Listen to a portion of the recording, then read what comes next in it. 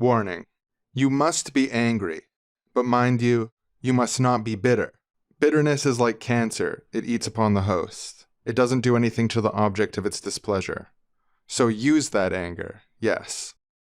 That's a quote from Maya Angelou.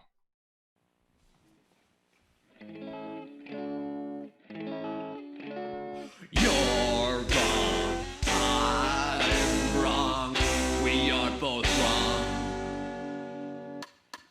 Society is wrong and we are wrong. Our bias is wrong, our bias is wrong. And if we tell them that they are all wrong, would that be wrong? Because we know we're seriously wrong. You're wrong, I'm wrong, we are so wrong. Seriously wrong, wrong. We are so seriously wrong. We are so seriously wrong.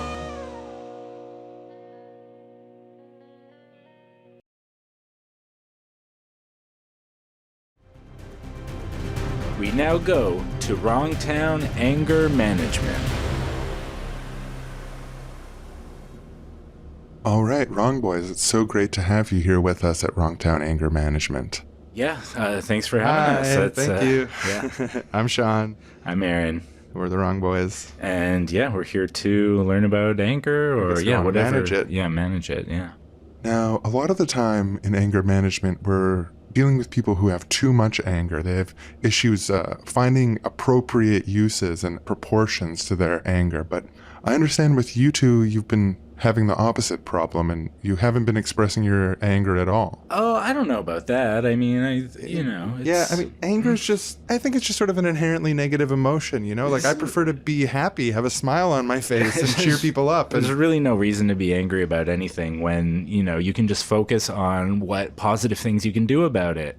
Boys, what you're describing is repressing anger. Everyone experiences anger. It's normal. It's a human emotion. Oh, no, I don't repress. I just mind trick myself out of ever feeling it. Yeah, so I mean, it's not like I feel it and repress it. It just doesn't come It's just, out. I understand. I've got kind of a bigger perspective. Yes, yeah, like floating above it all. So it's like I'm not angry because I understand X, Y, Z. This person's late for work, or they mean well, or how could you be mad at them? Yes, exactly. That's right. It's important to give space to all of your emotions. There must be something that upsets you too. I mean, what about climate change? The oil and gas industry, they act with impunity, polluting the planet, destroying the future for children. Sean, you have a child, right? Doesn't it upset you to know that the political class is always putting the oil and gas industry above regular people, above even your children? It's just deep down, if you think about it, we have these characters, Buysworth and Spensworth, and, they're like evil billionaires, basically. But, Yeah. You always see in the sketches, there's a little soft heart of gold in there. They were babies once, Soft underbelly, they're doing what they think is right. So there's nothing to be angry about. Everyone is just working towards their own utopia. What they're doing is wrong, definitely. But anger, I don't know, anger. And we play it for laughs. We play it for joy. Yeah, exactly. But I mean, doesn't the thought of the world being uninhabitable for future generations, doesn't that bother you? For profit? They're profiting off of destroying the planet? I don't know. It's a little bit annoying, but yeah, I can see being a bit peeved, maybe frustrated by that. Sure, but what benefit does it have to be? Yeah, why get angry when you can just think of, okay, so they're destroying the planet. Well, let's have hope. What if we didn't destroy the planet? Imagine. Oh yeah, not destroying the planet instead. Is way so nicer when something than... bad happens, say you're stabbed, imagine not being stabbed, and you'll cheer right up. Yeah, or I like to think, oh, what if the doctors save me? That'll be great. Boys, this isn't good. We need to work together on finding that anger and expressing it to a healthy degree. Look, I'm maybe gritting my teeth and clenching my fists into a ball, and my face may be turning red, but I just wouldn't say I'm angry about it. I'm just tapping my foot and clenching my fists because I've got a catchy song stuck in my head. Right. Yeah, and, me too. I have a bead. A happy song. I have a bead in my hand I don't want to drop in each hand. Which I can't show you. Yeah, so it's definitely not like Arthur meme, clench fist, it's not like secret angry. anger. It's not. No. Okay, we're going to do some yelling together. So I'll go first. I'm going to yell, and then I would like you boys to yell. And just let it out. Let yourself feel that anger for a second. So I'll go first. Ah! feels a lot better. Doesn't fix the problem, obviously, but just getting that out. I don't know if I can. I guess I can try. Get angry. Really feel that anger, please. Okay. All right. I'll humor you. No, sorry. No, fuck. I can't even do it. I can't bring myself to do it. I frankly just don't feel angry. Okay, Come on, oil can you and please? gas industry, hurting babies, hurting Sean's baby. Okay. Bastards! Oh, wow. What was that feeling? What was a... Did you just feel a little surge of decisiveness? Yeah. Was that what that was? I think we have to make these motherfuckers pay. Yeah. These fucking pieces of shit. Yeah, they're Fuck. Holy shit. They're killing people. They're killing people for themselves. For profit. To make money. Yeah. All right, Yeah, I can hate see. them. Fuck. These people have names and addresses. We should go to their names and addresses. Oh, yeah, we could physically attack them. Yeah, we could pick up rocks like monkeys and just hit them with the rocks until they stop moving. And make them feel as bad as we feel. Yeah. Yeah. Oh, man. That's Okay. nice. Boys, let's just... No, you were right Temper about the- this. Let's unleash the anger. Let's see no, here. this is something. You were onto something here. These fucking... You know, there's a healthy use of anger, there's an unhealthy use of anger, and you can go It's too not much in just either the oil direction. and gas industry people. Let me tell you about people in movie theaters. No. Yeah, Because- and Jeff Bezos, people who walk too slow, people who crowd up to the counter and it's not their Oh, turn. yeah, those motherfuckers, too. Oh my god. I just want to, I just want to, Thank you so much. Yeah, this therapy's been great. We're out of here. cured. We're gonna go get into some fights. No, let's finish the session and let's talk about the limits. Thanks, of we're this. cured now. Bye. Bye. We're angry and we're gonna go physically fight someone. Oh, all right. Well, one step at a time, I guess. Will the wrong boys learn to manage their anger successfully? Will they find healthy ways to express it, or will their years of bottled up rage cause them to act out in extreme and damaging ways? Stay tuned to find out.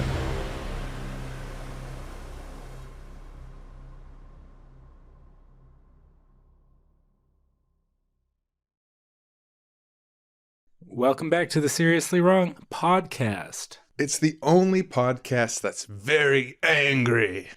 Yes. If you had a word cloud of things associated with this show, people would be like angry. It's an angry cast. Those boys are just always angry. You know, I like the show, but there's just such angry fellas. Yeah, just kidding. Obviously, for anyone who's heard the show before, we don't it's not that we never get angry. It's that we're usually focusing on the positive. We're usually trying to focus on politics of hope. Hope is an alternative to despair, rather than like anger or aggression as an alternative to despair. But actually, I think in a lot of circumstances, it's easier to find aggression. It's easier to find anger than it is to find hope when things are going bad. And Yeah, and I think anger and hope a lot of the time are actually like intertwined things. Like if you're angry about something, angry enough that you want to do something about it, and you think you can do something about it, that's like a type of hope. Yeah. And anger is often, non-maladaptive anger. So anger has a bad reputation. It's got an association with people like being too aggressive to each other or being moved to violence and stuff like that. But the vast majority of anger is actually not that sort of extreme anger. It's people being moved to set boundaries, to push against injustice a lot of the time, like even petty little senses of injustice, double standards.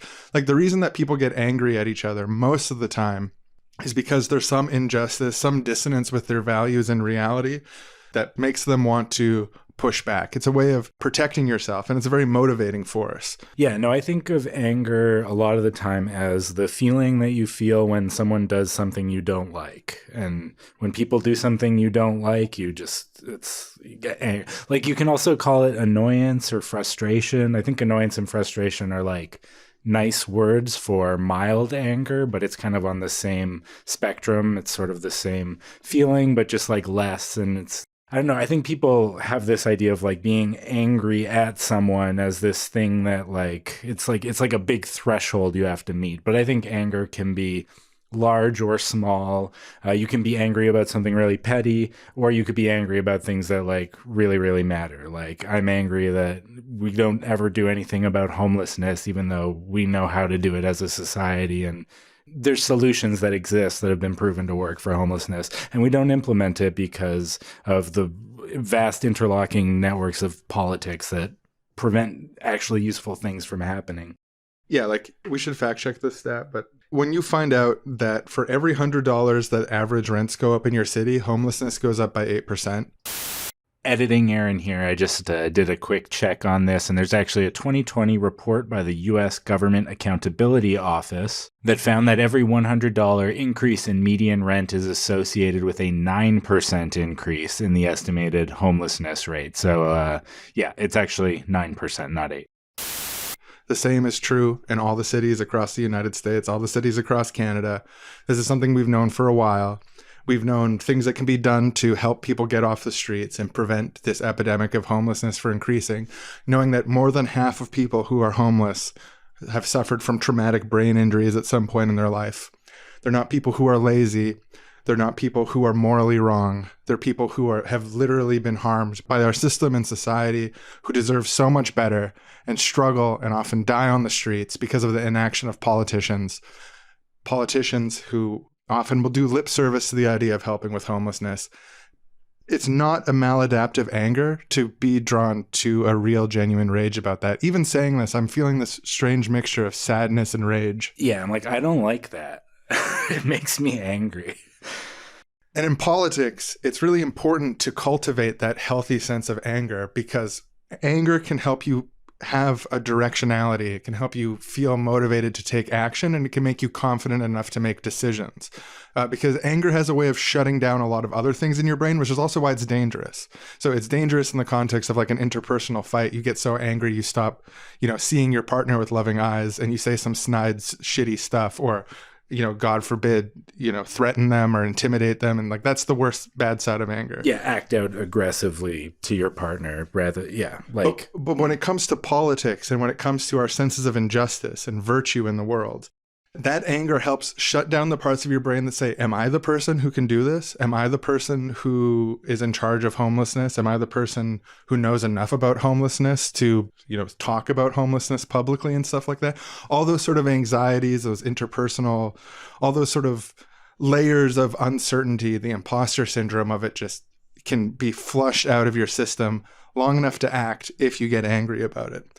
And that's why a good sense of anger, a healthy sense of anger, a balanced sense of anger that's tied to positive action based on an understanding of your values and a hope that a better future is possible, all tied together.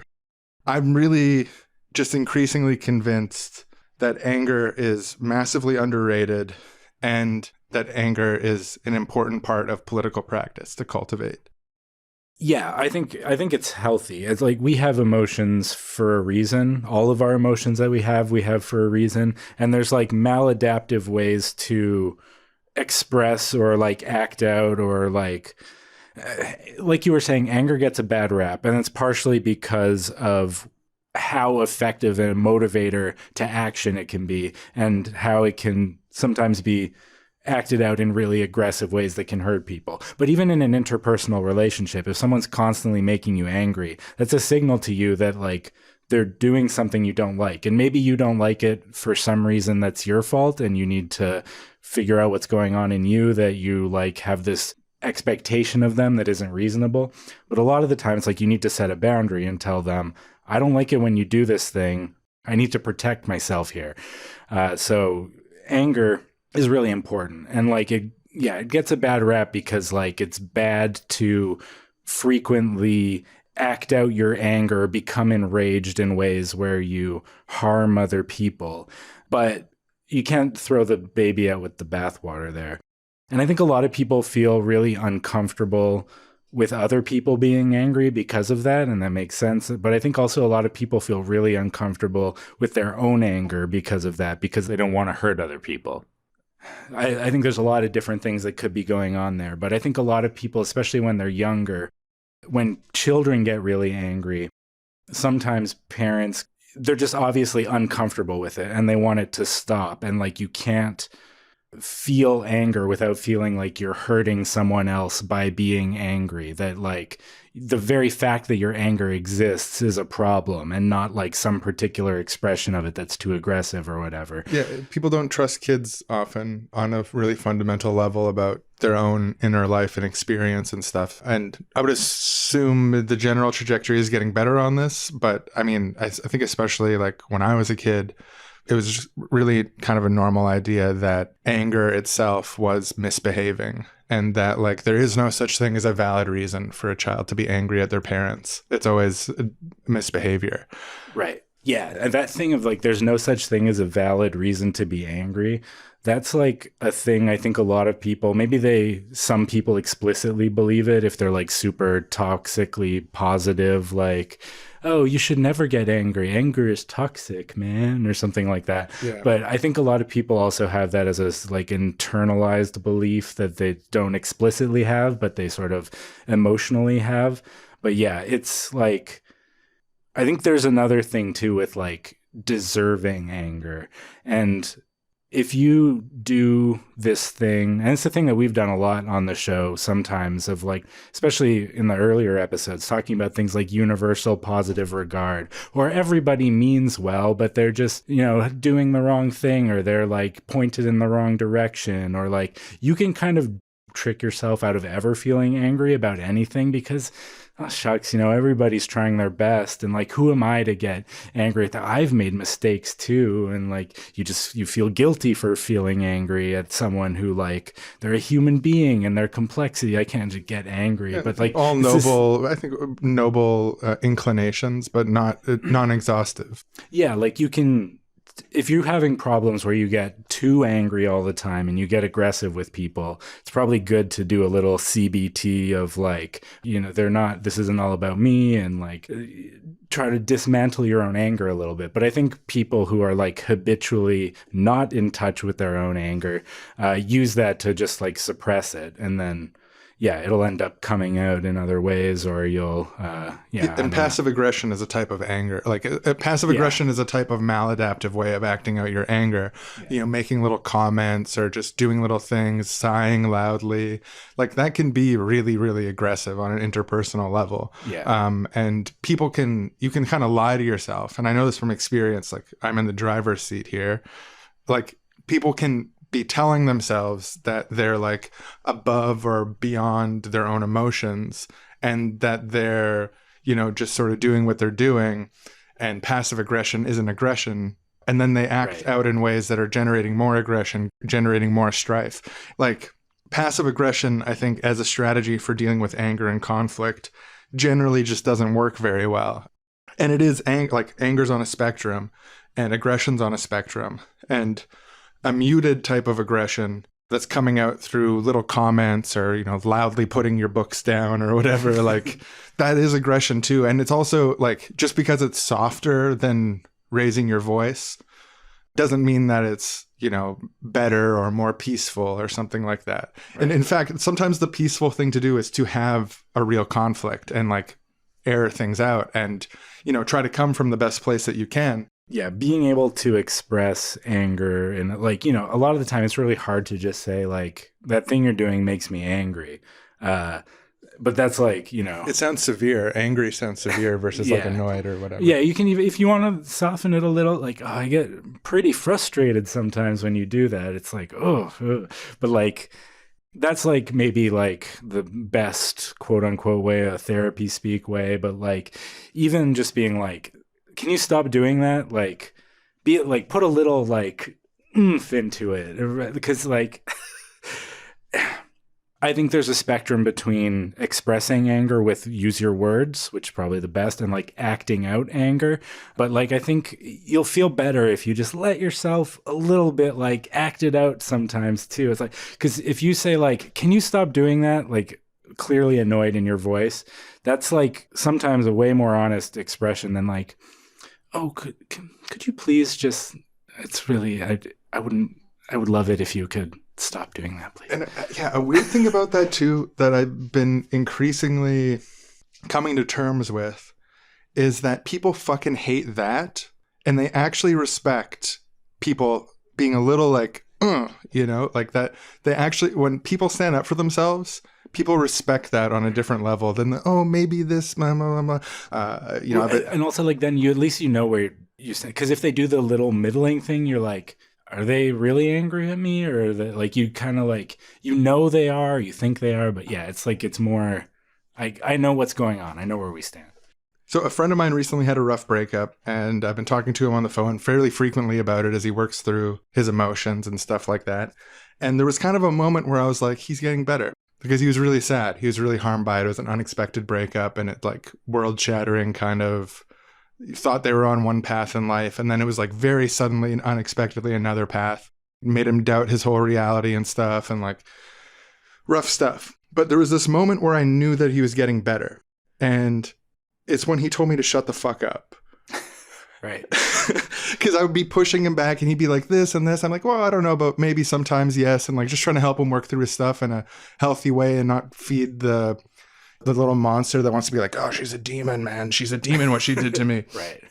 And then one time I was like, it just sounds a little like you sound a little passive there. Like it sounds a little like you're just not standing up for yourself in that context. Like, I think they'd probably respect you more if you stood up in that. And he's like, shut the fuck up, Sean. And I was like, oh my God. That's my how you boy's growing up. Stand up for yourself. That's nice. Yeah. But it is true. Like, it is really true that standing up for yourself in a way that is rooted in that emotional experience. And there's you can go too far with it, obviously. But I think generally, you know, nice, well-meaning, soft-hearted people like us will tend to be in the opposite direction. People actually respect when you're like, hey, get the fuck out of my bubble, guy. Like, get out of here. Like, yeah, totally. It's everything in moderation in its right place is a total, you know, emotional circle, you know. It's not. Yeah. It's like, yeah, there's always a weird balance between, like you said, you didn't want to feed into his thing of like, oh, she's a demon or whatever.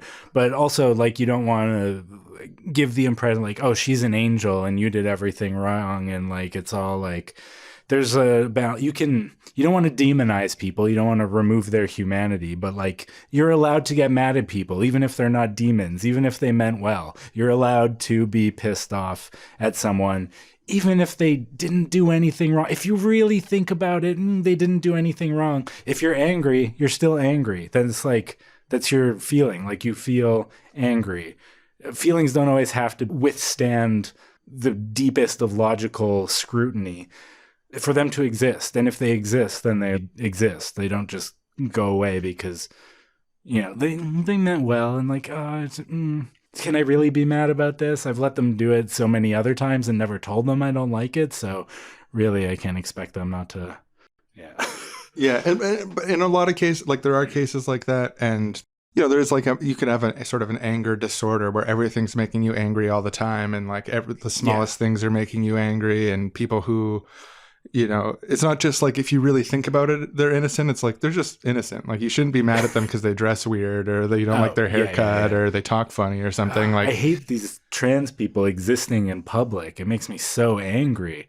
Yeah, it's like that's a non-valid and like maladaptive reason to be angry, just to be mad at people. Especially, I mean, and that's something that makes me angry. Like, if we're talking about some serious, real reasons to get angry and the benefits of anger, it's like carrying a real anger in the fact that we have people, we have neighbors, unfortunately, in our society who have their sights on harming and ostracizing other members of our community for no reason other than them wanting to express themselves and live their lives as they want.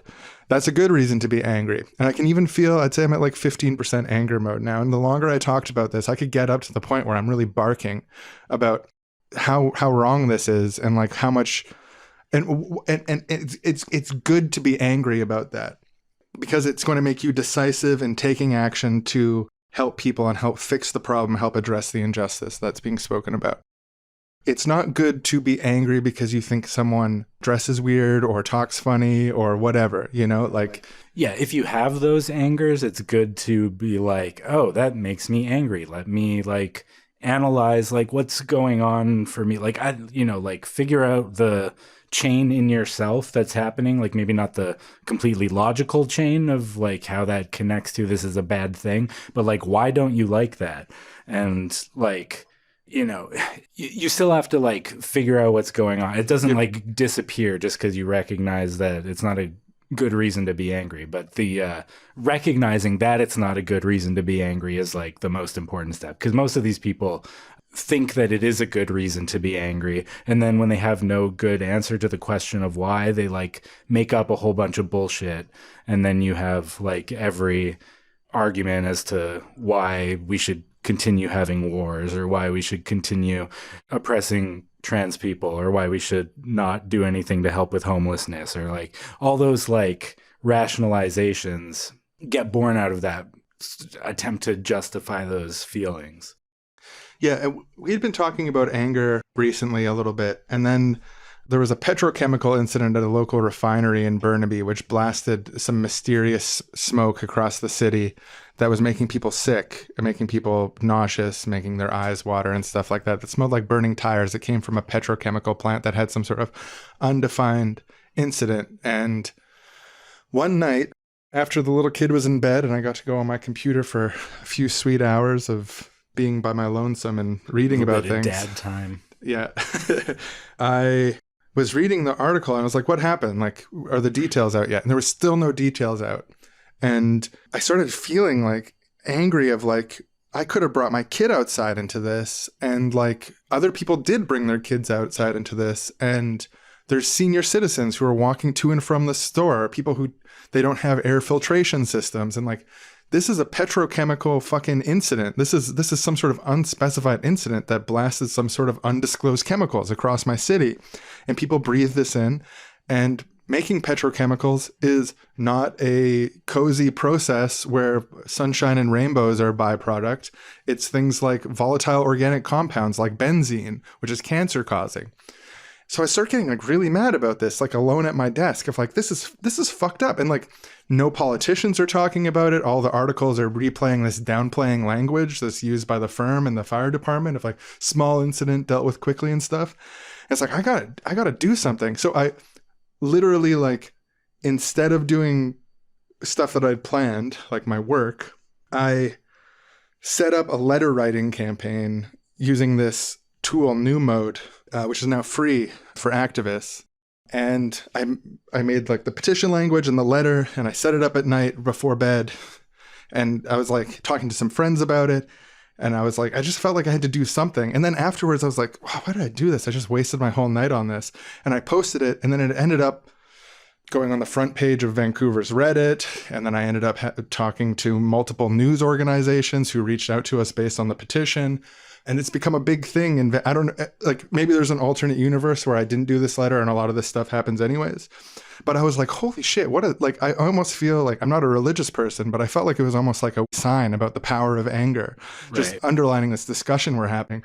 I delayed things that I delayed the gratification of dicking around playing video games, or I delayed the work that I planned to do that I was looking forward to doing and I did later. Because I was really just moved to anger, thinking about not just my own kid, but other people's kids and like the community. And also I had a sense of hope that no one would want their name tied to this. Politicians don't want their name tied to this. Like, this is bad.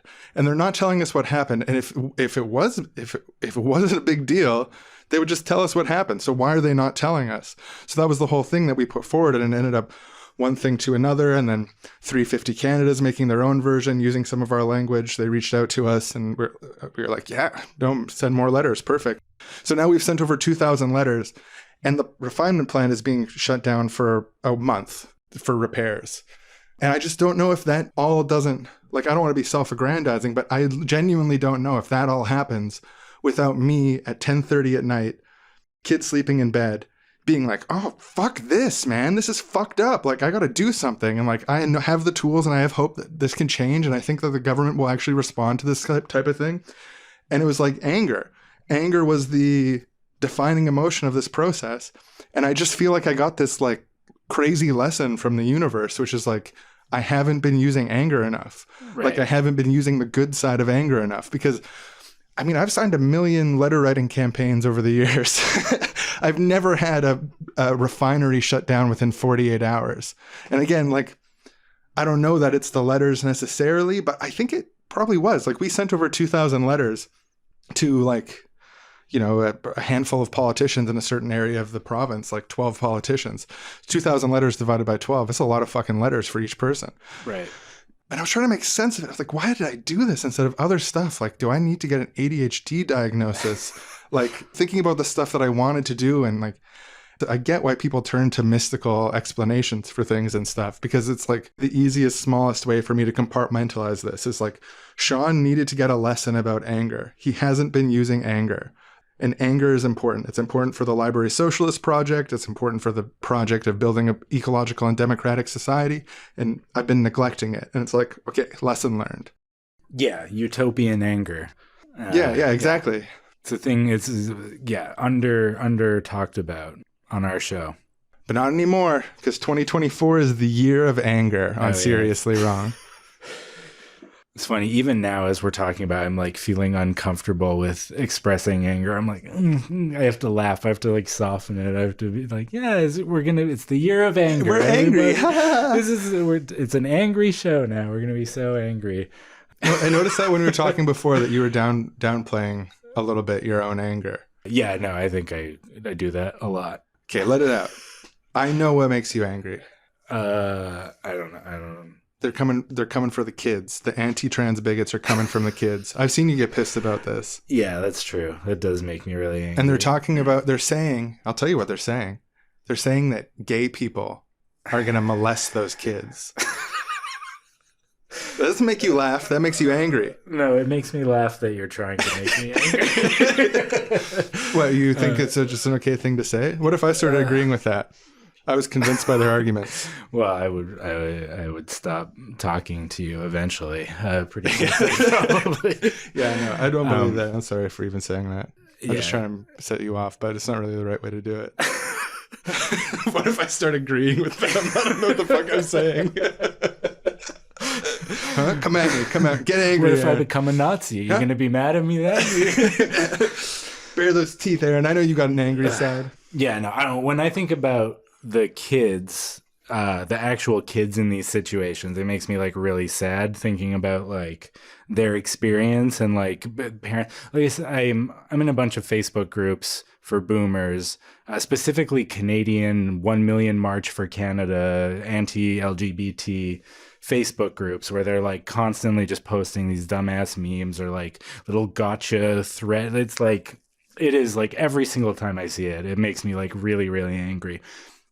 Unless I actually start thinking about the kids, and then it makes me like really sad because these people talking about their kids or kids that they, this parent did this, or like, oh, I'm never going to let my kid hear about that. I'm just imagining being that kid who's like only heard about the existence of gay or trans people as like this thing that's like out there in the world, but you know your parents don't want to talk about it. You know your parents don't want you to hear about it. If they've said anything about it, it's some dumbass fucking shit about how it's like evil or unnatural or whatever the fuck the thing. And then like the kid is like, oh, that's me. Like that, I think I might be that. And they're saying it's bad. Like that makes me want to cry. Yeah.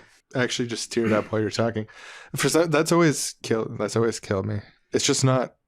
But then when I think about those parents saying this shit and like making fucking jokes about it and like talking about like they're going to the meetings or we need to protest or this thing, or what about the straight kid? They're always talking. This is a stupid fucking thing they say all the time. Like, what about the straight kids? Like, what? Everyone's talking about the marginalizing the gay kids, or like, who's going to protect our kids? And like, just like, what the fuck are you talking? Nobody's trying to make your straight kids anything. Like, it's fine. They're allowed to be straight. It's interesting, that feeling of, I even felt like while you're talking, I started feeling this like this profound empathy and like sadness for that kid and those parents of like, and like they need something that they're not going to get. And then it's like almost the feeling is like despair of like, how could the world be that way? Like, how could no one? And then, but like, I can't even talk about it, but like, It's but if I start getting angry, like if I start pulling on that, like they're doing that to those fucking kids, man. It's not just something that's happening. They're fucking doing that to them. Yeah, they're like revving each other up and it's going back and forth. And there's just firms. There's people who are making money off this shit. Oh, yeah. And they're turning parents against their own fucking kids. And like now the anger is like easy to talk. I'm not crying anymore. I'm fucking angry. And it's like that, like if you can feel that as an activist, that transition from the sadness and the implicit despair of sadness and like the hopelessness of the unfairness of it and push through up to the fuck them, like really fuck them. Think about it, man. Like there's a million things that people do wrong to fucking kids, but that shit is like, there are people who are making money off of fucking making their parents not love their own fucking kids anymore. Yeah. So yeah, get angry. You know, like, I really think, like, get fucking angry. It's important. And, like, we shouldn't deny that side of ourselves because it makes you so decisive.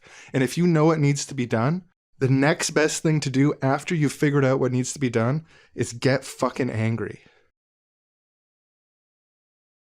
Hey, you want to put on some angry music and talk about why anger is an underrated emotion? Hell yeah. Let's throw on some aggressive tunes and get in that angry mood. Oh yeah, listen to that. I feel it. Oh it's yeah. Enraging. Anger gets a bad rap, you know? People think of anger as associated primarily with aggression and violence, but anger is also sort of a warning system. It's something people use to protect themselves, and it tips them off to when there's injustice. Did you know that studies showed in the NHL and the NBA, players who are fouled, especially in ways that are like really annoying or kind of, they call it a flagrant foul in the NBA, end up performing better on free throws or penalty shots than players who weren't fouled. So that anger gives them that little extra like focus and that burst of energy that lets them get the goal a little bit more often. Yeah, that makes sense. You're pissed off at someone and the part of your brain that's like, oh, am I good enough is quiet because you're like, fuck that guy. Yeah, I'm getting it's this time. I'm clear. I know what I need to do. That reminds me, there was this study where they primed people with anger, sadness, and they primed people to be neutral before a brainstorming task. And they found people who were primed to be angry came up with more original and varied solutions to the problem. So they came up with more overall, and they also came up with solutions that the people who were primed to be sad or neutral never came up with. Interesting. Yeah, it's like creativity even being something that can be benefited by being angry. It's like, you know, oh, fuck you, I'm going to think of a whole bunch of varied answers to this lateral thinking exercise.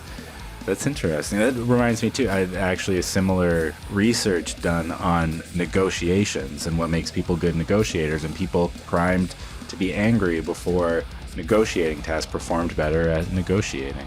Right, it makes sense. I mean, and the thing that unifies all these things is the way that anger can make other conflicting information or second guessing and stuff sort of fade away in favor of a certain type of focus and determination, right. Decisiveness. But that's not it, actually. They did another similar study with priming where they found that people's leg strength increased, that they kicked a ball harder and further if they were primed for anger. So there's really something to the idea of like getting angry before you're going to do something that requires exertion, because you can push yourself further in that context. Right. Yeah, that's fascinating stuff. And yeah, more so than even just like helping you focus or helping you do things or giving you that burst of energy. Another benefit to, you know, having a healthy relationship with your anger is that people who habitually suppress their anger are actually far more likely to have heart attacks. Oh, wow. Than people who don't. Well, you know, I'm starting to see the full picture here on anger. I feel like there's a time and a place for it and all things in balance, but there's some real upsides here. Anger's the new superfood. I'm just kidding. That's a crazy like thing to say. Acai berries. No, anger. But yeah, totally. A lot of people unhealthily suppress their anger, and it not only harms their health, it harms their ability to be effective participants in the world, effective in the fights for justice that they'd like to be effective in. So yeah, that's a good point. It makes me angry to think of all these people who are suppressing their righteous anger when they could be more effectively advocating for themselves. Just, Yeah, let's go kick their asses. no, I'm angry on their behalf. Come on, please. Oh, sorry, let's go kick the asses of the people who wrong them. Yeah, and the people who are encouraging them not to express their anger, the people who are trying to force them to stay small and suppressed. Yeah, I mean, maybe we won't kick any asses, but it's kind of fun to pretend for a second. I feel a little bit of stress relief from that. Yeah, no, just speaking out about the things that make you angry, it's generally sufficient. You don't have to go kicking asses. Yeah, I mean, kicking asses generally isn't like a healthy expression of anger, but No, yeah. I mean, I guess it could be in a certain context, like maybe like a desert island type thing or something. I mean, if or it's like, self-defense, that's one thing, but it's not the best way to express your anger, but yeah. yeah, hashtag balance. All right, yeah, so yeah, let's turn that song off, and that was great. Thanks for reading those stats with me, or thinking about that research. That was nice. It was my pleasure, you know. In fact, it would make me angry if someone tried to stop us from doing that. Right, yeah, me too. I'm glad they A healthy angry, of course. Let's talk about some really petty shit that makes us angry.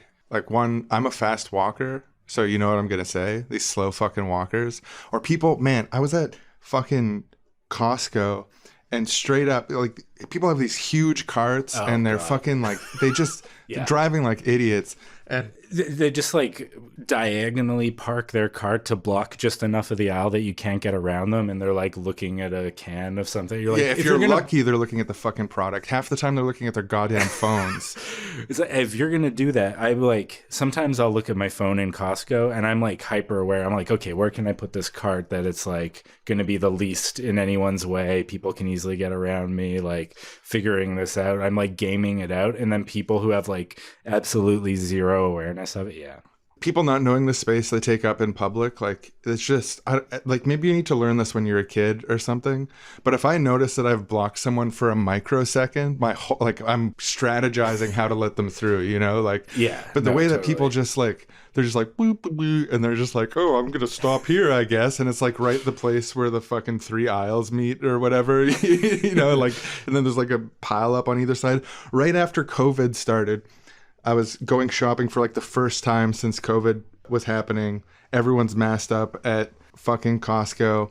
And this little old man comes up to me. He leans really close to me. I'm like, what's going on? And he mutters something. I'm like, what? And he's like getting in my fucking bubble. Like he's getting in my non-COVID bubble, you know? And he's like, do you want to, do you know the word of Jesus Christ? And he's trying to hand me this little, I swear to God, I almost punched him in the fucking face when I realized like, what he was. Elderly man or not, Yeah. I don't care. Yeah, no, you fucking deserve it. Yeah, no, I mean, fair enough. People have their personal beliefs, religions and stuff. I'm not sure. But this is that peak I'm going to die from COVID thought. And he's not just getting in like the 3-foot COVID bubble. He's getting in like the 6 inches of my fucking face bubble to ask if I've heard of Jesus Christ. Are you fucking serious? What is this Jesus Christ guy? I'm a white guy living in Canada and somehow just never heard of it. Wow, he really sounds like a swell guy. Well, I'll be there Sunday. Thanks. Yeah, no, that's wild.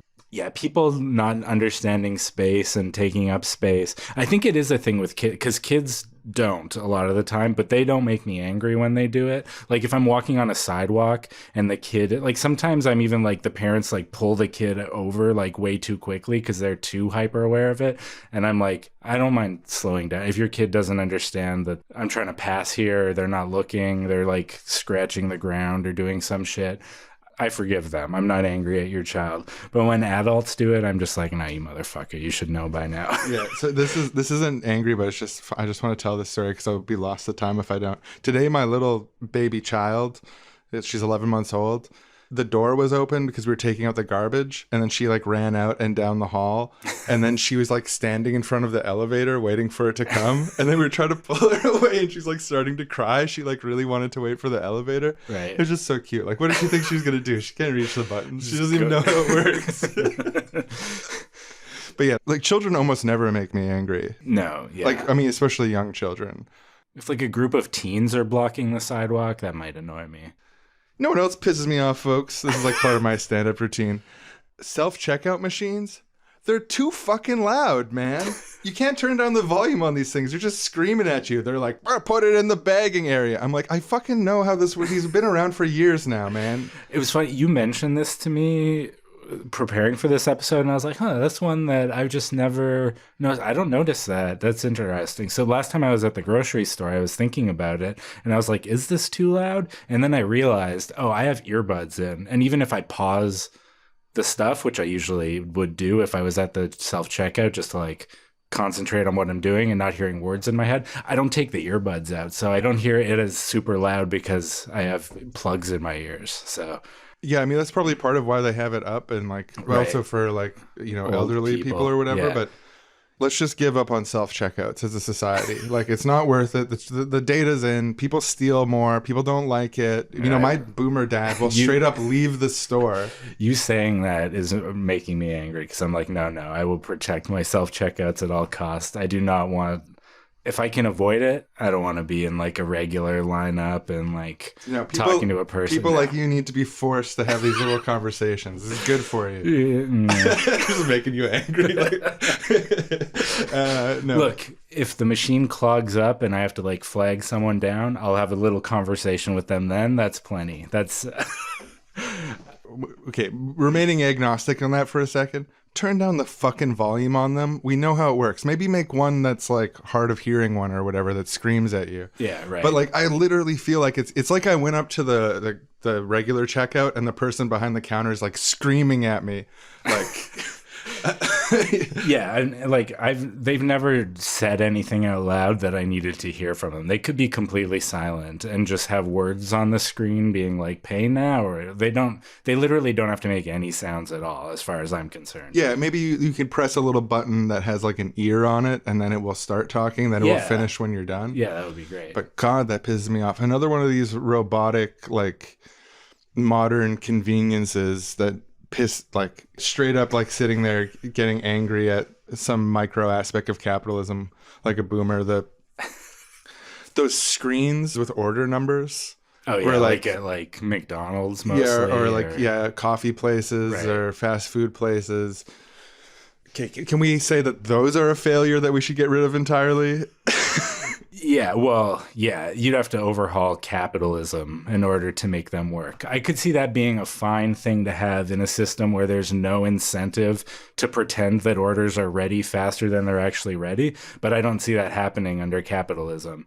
Without yeah, because the whole thing that happens, I mean, it seems like a nice enough convenience. Oh, I'm order level 283. I'll look up on the thing. Oh, order 283 is ready. I'll go and get it. Sure, that's great.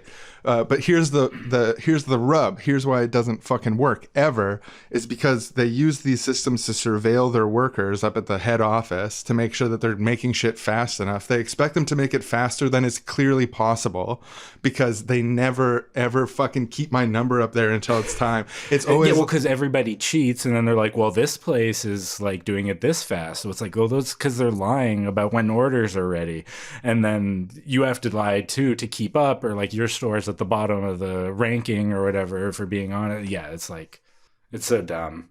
Based in keeping up this illusion for the bosses, the workers are oppressed, the customers are oppressed and have a less convenient experience. It says like, yeah, your order's ready, and then like you always see people like walking up to the thing when it says their order's ready, and then they like look and it's not there because people are all hovering around staring at these screens, and then you see your order come up. You got your headphones in, and someone else is going up and getting something from the counter. You're like, yeah. The other day I was at Tim Hortons, and this guy. He like, it was like the first time it happened to him. He's like, oh, my order disappeared, you know? And, right. And I was like, don't worry, man. They just do that every time and have for years. Yeah. It's normal. Don't worry about it. But it is an outrage. Yeah. God damn it. Oh, and another thing. Yeah, the people hovering around the counter. You think your shit's going to come faster if you stand up at the counter? Are you a fucking baby? You have a baby brain? Are you a toddler? I at least try to hover at base my distance based on how many numbers are in front of my number. If there's like 5 numbers on the not already shown up order list or whatever, I'm like, okay, there's at least 3 orders that they've said are done that aren't done yet, they have to give out. Then there's 5 more orders in front of mine that aren't done that they have to give out. What a convenient system. You have to keep track of all the invisible numbers to have an idea of how far you should radiate to the counter.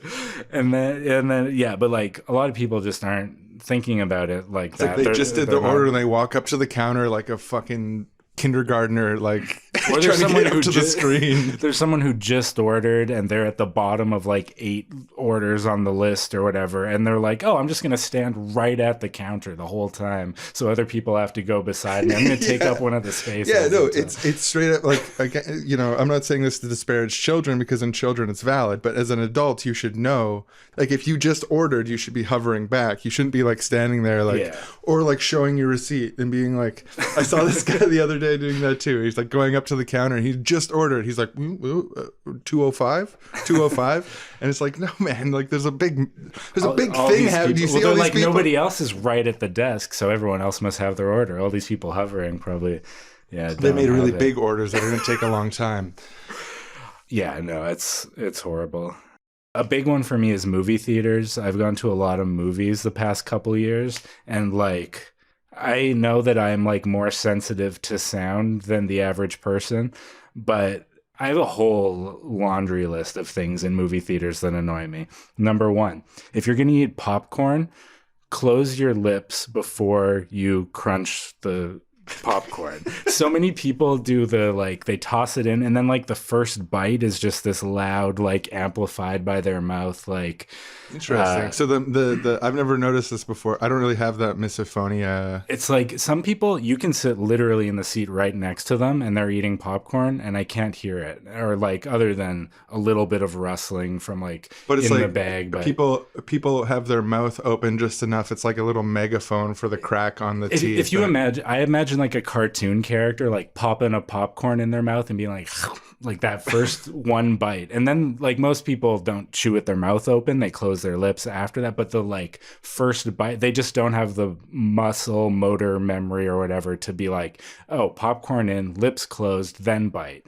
And I'd say it's about 20% of people that make this sound, but like I get so angry at them. I will be fuming in my seat. I'll be sitting there monitoring how much popcorn it looks like is left in their bag based on how deep their hand is going. I'm just like praying they're near the waiting bottom. for them to be done. I'm like, oh, at least they're eating it fast. This person is shoving in like multiples at one time. Some people like stretch their popcorn for literally the whole movie. And they're just biting like one piece at a time. Yeah, one piece at a time, which is fine. If that's how you want to eat your popcorn, just close your lips before you chew. Actually, I feel like I'm learning something here. I don't have that sensitivity. Another one is don't shake your popcorn bag, or at least try. If you have to do it, don't do it like every time. Sometimes seats are squeaky. I understand it's not your fault. There's like assigned seats. If the theater's fairly empty and you notice your seat is squeaky, you can literally just sit in a seat that's not your assigned seat and it's fine. Like move one over. Or if you are in it, like sometimes you can tell people are being careful to like not make noise as much as possible. But sometimes people are just like, you can tell are completely unaware that they're doing it. They're constantly like forward and back on their seat, and it's making this horrible squeaking sound every goddamn time. I'm just imagining you like leaning over to someone and explaining, being like, "Oh, on your first bite, you're just close your lips please. Before like, the first crunch." I've got like a sensitivity to this kind of thing, and I'm just trying to enjoy the film. And generally you're chewing with your mouth closed, which is good, but it's just that first bite every time. And I notice you're eating really slowly. You're still very high in the bag.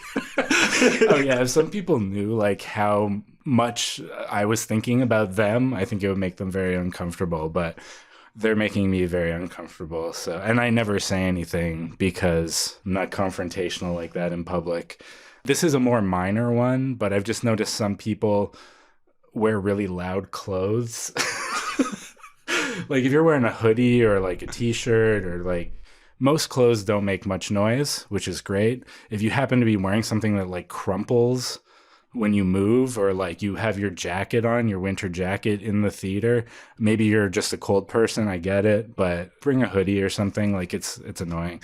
if you're going to be taking food into the theater, my suggestion is to take it out of the packaging that is bad and use a Ziploc bag. Ziploc bags make some noise, but they're way better than like your normal gummy packaging or like I don't know, whatever you're bringing in that you're like tearing open. And I think those are the main ones. I'm trying to think if there's anything else. Oh, phones. Oh my God. Okay. I think you can use your phone in a movie theater if you really want to. It's fine, but you have to turn the brightness all the way down and then keep it low. If you do those two things, I probably won't even notice that you're using it. And if I do notice it, I don't care. But if you're like, when I was in Oppenheimer, the girl in front of me had her phone brightness like all the way up, and it eventually just became funny, so I didn't mind as much. But she was on the Wikipedia article for the Oppenheimer movie reading the plot summary. Like every 15-20 minutes she would open the phone again and then just read another paragraph of the plot summary, which I kind of get. Like, it's sometimes his movies aren't like the easiest to follow. Like, which character is this saying this, or what's going on? You're I was like, spending I a lot of relate time to you. I get on it. all this stuff. So If I was watching this at home, I might check the plot summary too if I didn't care about spoilers. But just turn the brightness down, because like sometimes it's just like a shock to your eyes how bright these things are. do you feel like with this level of sensitivity that you're describing, like, do you feel that you're going to be sort of like trapped for life in this sort of prison of other people's tiny sounds? That like this is never going to go away, right? Like movie theaters, it bothers me more because I like, obviously I can't have my earbuds in or something. I can't have anything in that's like dampening the sound that I'm hearing. But yeah, no, I just accept at this point that if I go to a movie, there's like 30% chance that it'll be fine, 30% chance that it'll be like something minimal that's a little annoying, but like I don't notice that much, and 30% chance that I'll be like angry the entire movie. You know, sometimes like I can tell even before the movie starts, like I don't know why, but some people are just loud. Like everything they do is loud. When they move, it's loud. They're like... So at this point in the recording, I started imitating someone making a ruckus and accidentally stopped the recording, and we didn't realize I stopped the recording and kept talking for a while, but you didn't really miss much. I just complained a bit more about people whispering too loud and using zippers and other things in theaters, and yeah, you get the idea. They're loud, it's annoying. I get angry about it. Welcome to Keyboard Warrior Radio Theater.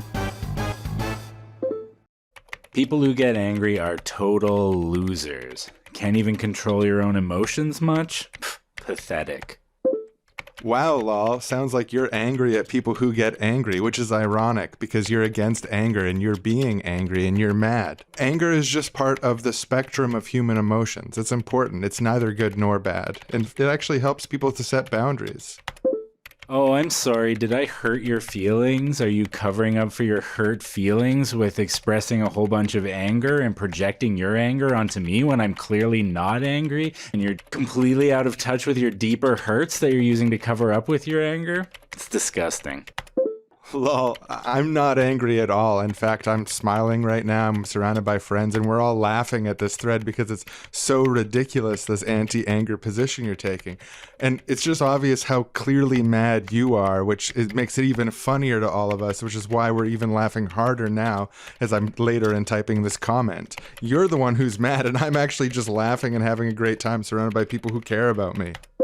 Oh, I'm clearly mad, am I? I'm clearly mad. You see so clearly through all those rage-tinged glasses you're looking at, and I don't believe for a minute that you are surrounded by friends or that you're laughing. Send a video for proof if you want to prove it to me, but I don't believe it. You sound angry, and I'm having a great time, and you are a loser, just like my original post said. OMG, this guy is so mad. He's asking us to send a video of us having a great time without him. That's making us all freaking LOL over here because you're so mad at the idea that people get mad, even though getting mad is a regular human emotion. That is actually such a riot, man. You are such a loser. Notice you didn't post a video, typical of someone who's actually not surrounded by friends, to not be able to prove it. But hey, if you are real, why don't you meet me down at the street corner and we'll get in a physical fight? I'll fight all of you, all 10 of you, because I know that 9 of you aren't real. Oh yeah, I'm game to go and fight. I'm going to have such an advantage in that fight because anger can be used towards beneficial ends, like kicking the asses of losers who hate the emotion of anger. And what's funniest of all is me and my 10 friends will easily make short work of you because you're such a weak little mad loser.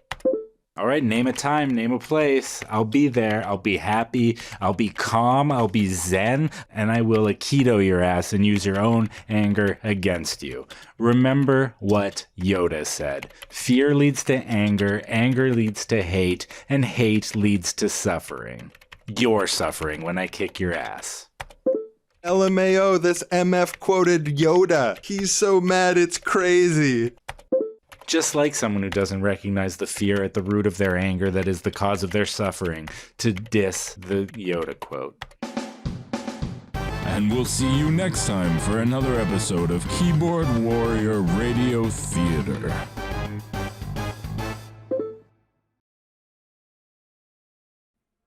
You know what's one thing that really gets under my skin? You know, on the internet, people will be like, you mad or whatever, so you have to like kind of pretend that you're not mad in your posts. Like you can't be like, yes, I am mad. Because somehow like that's some weird metagame loss to like the craziest freaks in the world. Yeah, you can do it, but there has to be some kind of judo move. And like, especially if you're on Twitter, there's like limited space. Yeah. Like, do I want to spend time justifying why I'm mad? Or Yeah, Twitter, you just have no space to be is articulate at all. the best thing to do there, in my opinion, is generally just to ignore any comments about your emotional state and just refocus on the point. Yeah, no, especially with a platform like Twitter, you're always needing to refocus on the point. Yeah. But generally, if I'm on Twitter, I would say 90% of the time I'm on there, I'm mad. So if someone said that to me, I'm like, yeah, probably. chance, yeah. It's a good chance. Yeah. But even before I ever used Twitter, the thing on internet debates that genuinely makes me mad, and not even necessarily towards me, but just in general, like I see other people doing this too, and it's the contentless dismissal, where someone is dismissing what another person says without refuting it, addressing it, or even talking about it. So stuff like you used to see on Left Book, like JFC, Jesus fucking Christ. Oh, yeah. Or just copying and pasting what they said back at them. Yeah, or like, just like cringe, or like anytime that Sounds blank, but okay. It's Yeah. a tag group. Or yeah, like just calling there's some complex political debate and then someone's just calling the other person a liberal or a reactionary or something without explaining why and like expanding on it. Or like, you know, in more like news comment section spaces, people might do that by calling you a communist. The same kind of like just thoughtless, mindless, shutting someone down without giving them even that tiny little bit of respect to acknowledge what they're saying in any way and give some sort of context. Actually, this recently happened on Twitter with when the United States started bombing targets in Yemen. There was like some leftists that were saying the Houthis are standing up for Palestine. And then there was like more centrist, liberal, left influencer types being like, what idiots. It seemed to be like the official line across all of these influencers who were kind of like Democratic Party extended universe influencers. Biden lovers. Yes. Not just like, I'll vote for Biden But like because Biden defenders, like lesser that's- evil, yeah. blah, blah. But like, no, Biden's the most progressive president in history. Is they were just calling people stupid and they weren't explaining why it was stupid to think that. And so like that debate aside, if you're going to call someone's position stupid, if you're going to call them stupid on the internet and you don't give them the context or give me as a reader the context to understand why you think that, I'm going to get mad at you. Like, and this is just like a personal pet peeve of mine, but it actually really pisses me off because people are going on the internet and they're either learning stuff or they aren't.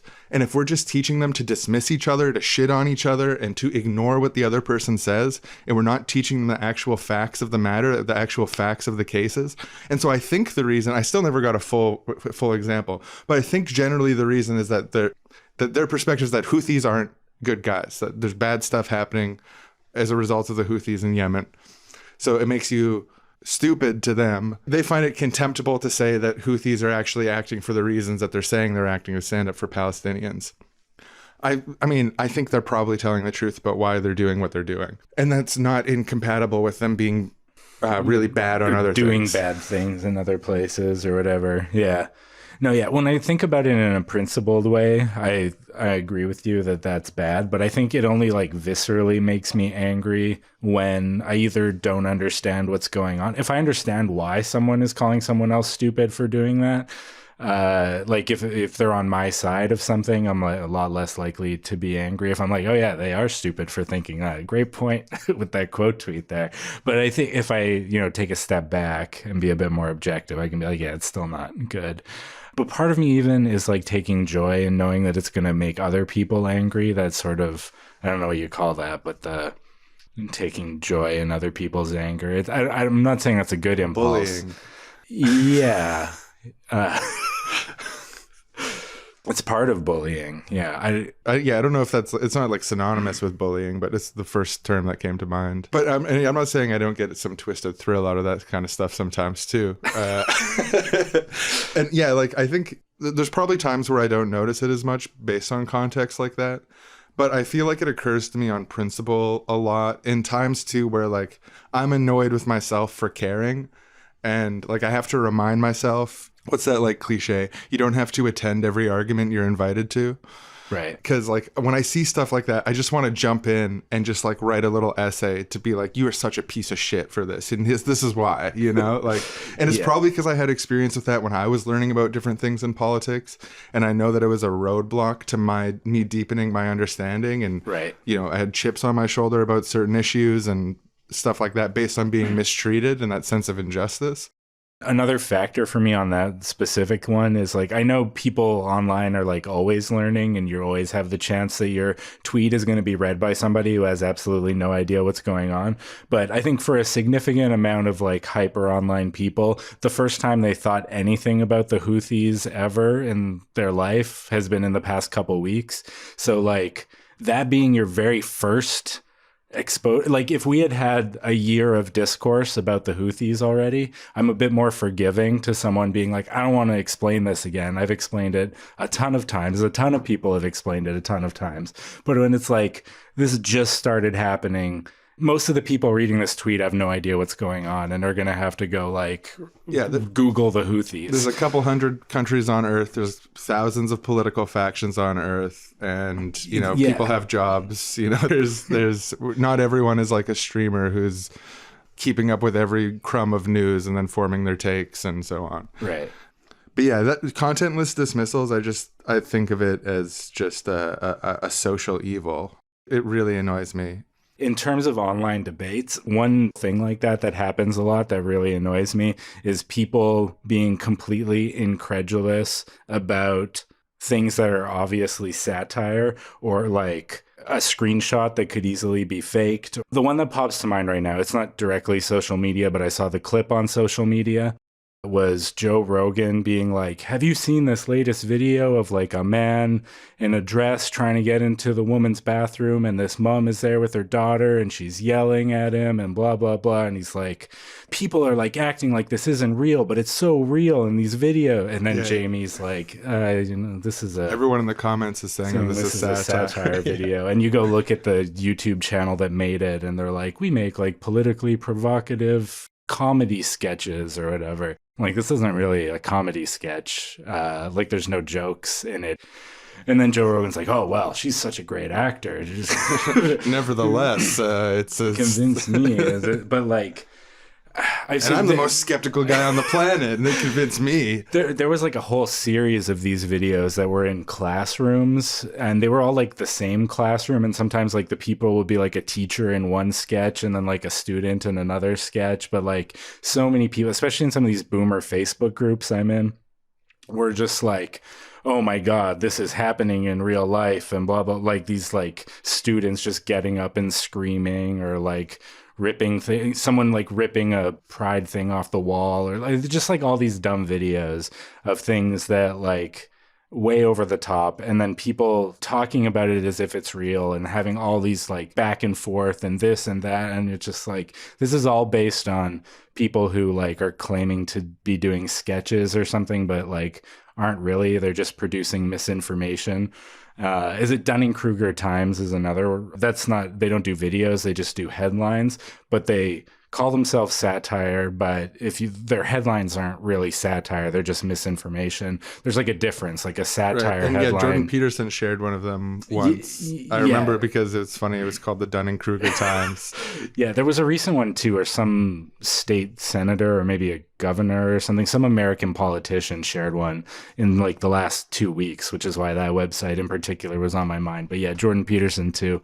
And they're just like, I get that it's hard to always check for misinformation. I'm pretty sure I've fallen for misinformation sometimes before, but seeing people having their biases confirmed by a headline that, like, when I read it as someone, I'm just like, this is obviously fake. This didn't happen. Or like seeing that video, I'm like, yeah, I don't know. It doesn't seem right to me. Other people not having that reaction of like, oh, this doesn't seem right to me because of their prejudices or their view on things, just like, it makes me really, really angry. I'm like, you motherfucker, just like, think about this. Like, no, it's obviously not true. And yeah, and what do you think the ultimate reason is, like, that it makes you angry? Because it's being used against vulnerable people, that it's being used to attack people, that's like the injustice of it?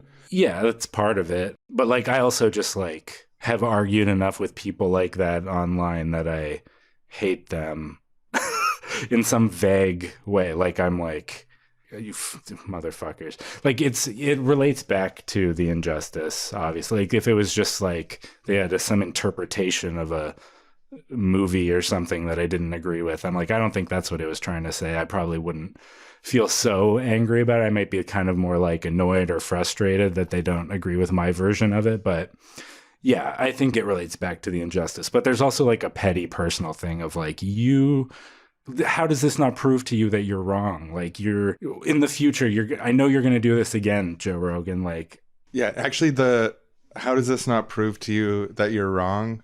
Fuck, man. I get so like, I'm interested in politics. I talk about politics. I worry about sometimes coming across like a know-it-all or someone who isn't willing to take corrections and stuff. But you give me like a real fucking bona fide correction that shows that I'm wrong, I graciously jump at the opportunity to prove how much I'm willing to change my position. Oh yeah. And it's just like that. Like, you have to get me pretty worked up for me to not want to do that. I have to be mad at you pretty personally to want to avoid that. Right.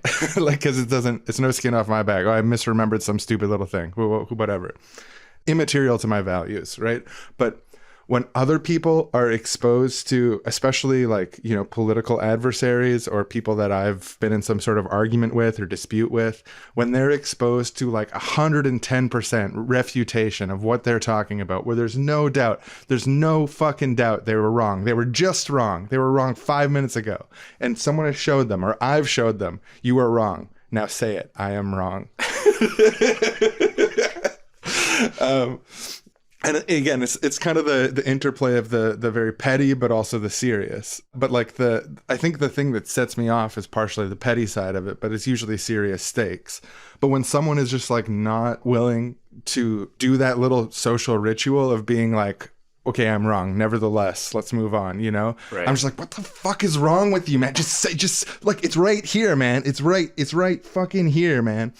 Like, this happened to me recently with a internet acquaintance of mine. Again, there's an Israel-Palestine thing, because I said something along the lines of like, I support war crime investigations on the Israeli conflict in Gaza, and if it's found that there's war crimes that happened on October 7th, I support everyone being held accountable on both sides. And I think disproportionately, like way disproportionately, it's like Israel's doing way worse than what happened on October 7th in terms of numbers, in terms of context, yada yada. So I'm giving him all these, and he's taking this opposite side, that like only Israel should be held accountable for anything. And I was like, well, like, it's a practical matter.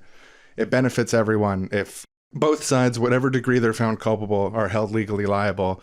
That's what's going to be best for prosecuting war crimes in general in the future. And it's probably the only realistic way that you could get any sort of accountability for Israel's war crimes. Right. And then he was insulting me. He's saying like, oh, you think that we should arrest both slave owners and slaves? He's like drawing these historical comparisons. I'm like, that's obviously not what I'm saying. And then like partway through our debate, I see on Twitter that Hamas has said, we will participate with war crime investigations into ourselves as long as Israel's. And so I link this to him and I'm like, look, Hamas agrees with me. And he just wouldn't acknowledge it. He just kept on changing the subject, trying to move to other stuff. And I'm like, what the fuck is wrong with you? Are you like, do you literally have a diagnosable mental problem where you can't just like be humble for a split second and just fucking. And the thing is, he was like railing on me and stuff first. So it made it all the more just like, say it, mouth the words, I was wrong. Fuck you. Oh my God. Yeah, I try to avoid getting in situations that work me up like that have no plausible real world impact. Yeah, endpoint. You just quote tweet that person and be like, look at what an idiot this person, and then get a few likes. Maybe that would help.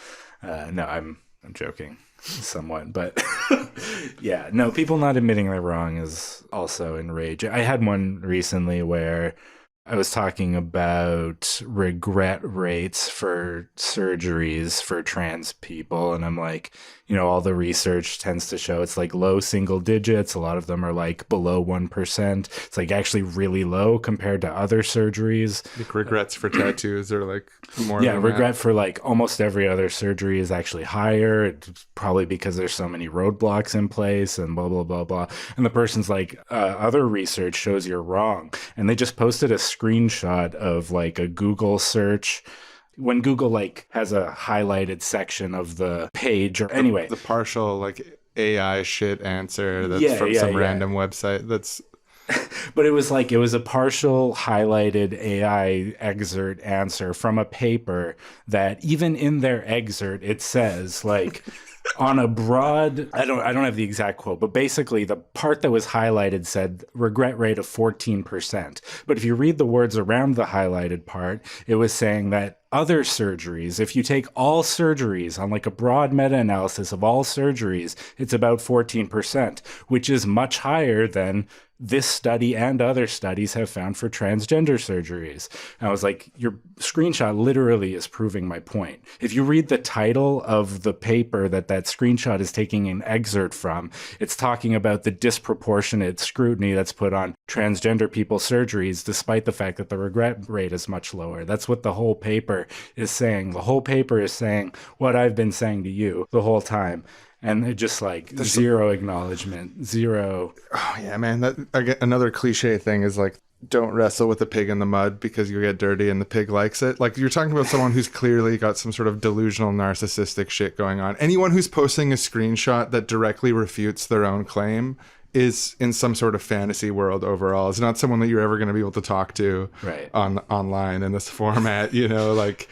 And that's happened to me before in debates with especially like reactionary types and stuff, where it's so often, stuff that's just clearly at first glance, I'm like, I don't know the details, but I'm just guessing there's no way this is true. And then when you look into the details, it's like, I was right for X, Y, and Z reasons. Right. And then there's also the, directly refuting themselves with their evidence that they barely half read because it matches their delusional sort of alternate version of reality. Yeah, we both had a lot of experience with that, actually. If you listen to our election fraud episodes, we talk about debating a person about that and COVID stuff. But so many times he would post like a COVID study or whatever, and you just read the study or read the abstract or the relevant part of the study, and you're like, actually, this says the exact opposite of what you think. This study backs me up. It happens so many times, like so many times. Yeah, and an interesting thing is that we found out later from someone else that he was, and I'm not going to dwell on that, it's not the subject of the episode, but just for longtime listeners, it brought me some petty twisted joy. He actually used to be a practicing acupuncturist who lost his acupuncture license for offering people low-priced acupuncturing in his dirty apartment. Oh, yeah. Yeah. That's not good. You shouldn't do that. Shouldn't do that, but also makes sense if you're kind of like a delusional, like narcissistic type. Yeah. We now go to the Wrong Boys, newly empowered and seething with rage and hostility as they walk through a neighborhood full of innocent civilians.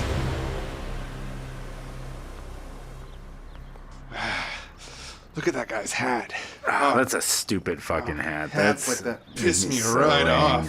Just walking, not even thinking about how stupid he looks. Oh, look at that gait. Disgusting. The way he walks, it's just, hey, fuck you. What are you looking at, you piece of shit? God, that feels good. Look at him run away. Coward! Fucking hate that guy.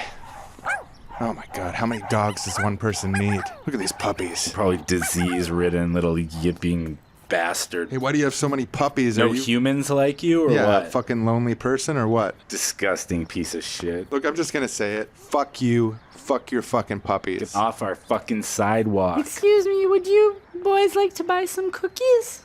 Oh, little girl. Selling cookies? What are you, the vanguard of capitalism, Yeah, do little you, girl? you look up to Jeff Bezos? You enjoy handing your youth over to the system that's enslaving us all? That pisses me off. Look at her. She's too short. Selling cookies, blocking the sidewalk. Yeah, no. we got somewhere to be, like you're interrupting our day when you say this. You know those cookies aren't very healthy, and they're cheaper at the supermarket, right? You dumb little... Where do you think this money Loser. goes? Yeah, are you getting anything from this, or are you just enriching people above you as usual? No, are you very smart? I'm getting the impression not. that you're not. Do your parents love you? I wouldn't if I was your Yeah, I parents. can't understand Couldn't. possibly how. You're just an enraging So little now you're piece just of out shit. here that- trying to get validation from strangers buying your cookies because your parents don't love you. It's disgusting. Yeah, you're getting the attention you so desperately crave. Frankly, you disgust How does me. that feel? God, you piss us off.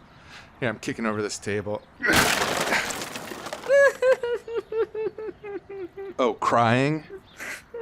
Trying to emotionally manipulate us. Didn't work on your parents, so they left, and now you're trying it here. Oh, the little capitalist is sad now that someone called her out on her bullshit. Yeah, fuck you.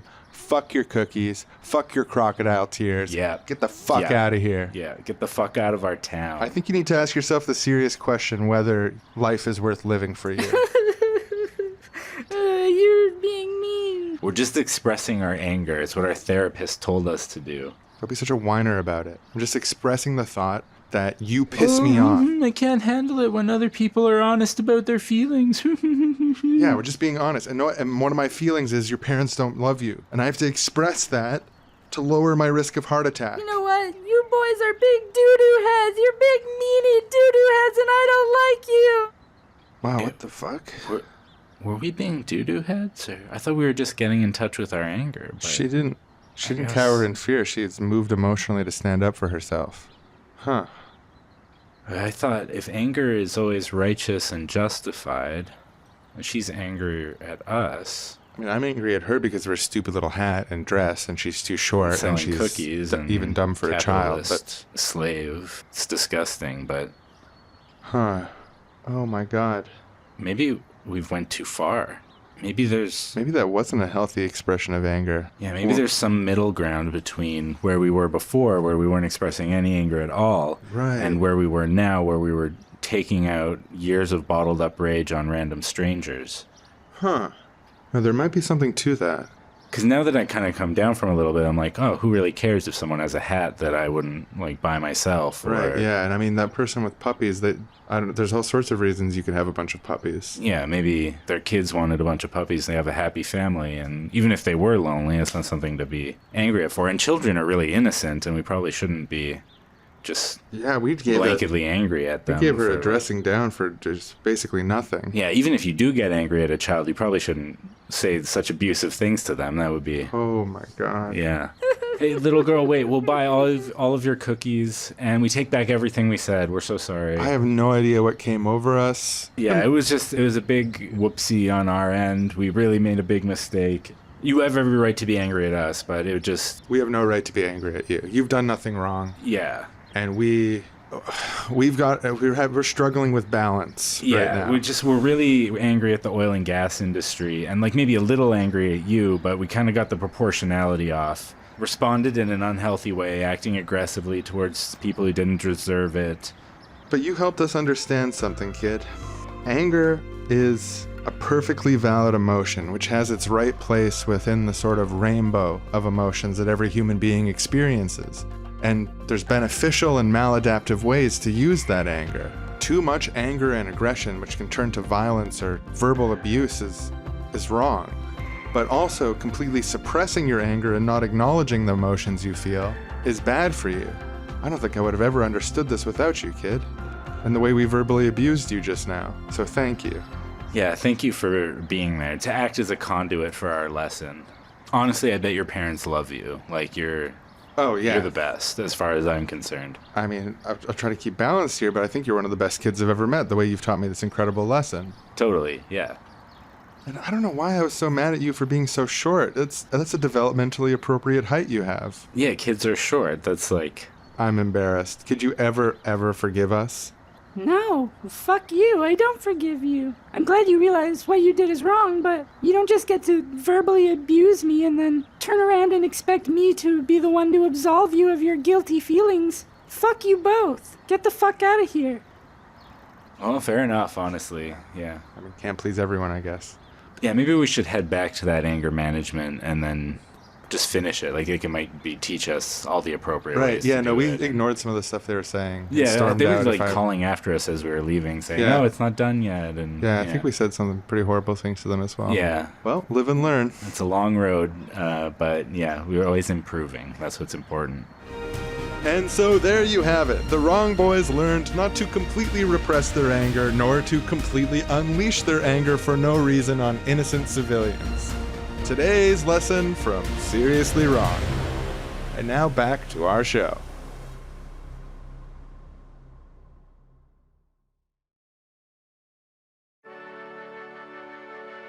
We're at peace. Peace with the business classes, the politicians, and the experts.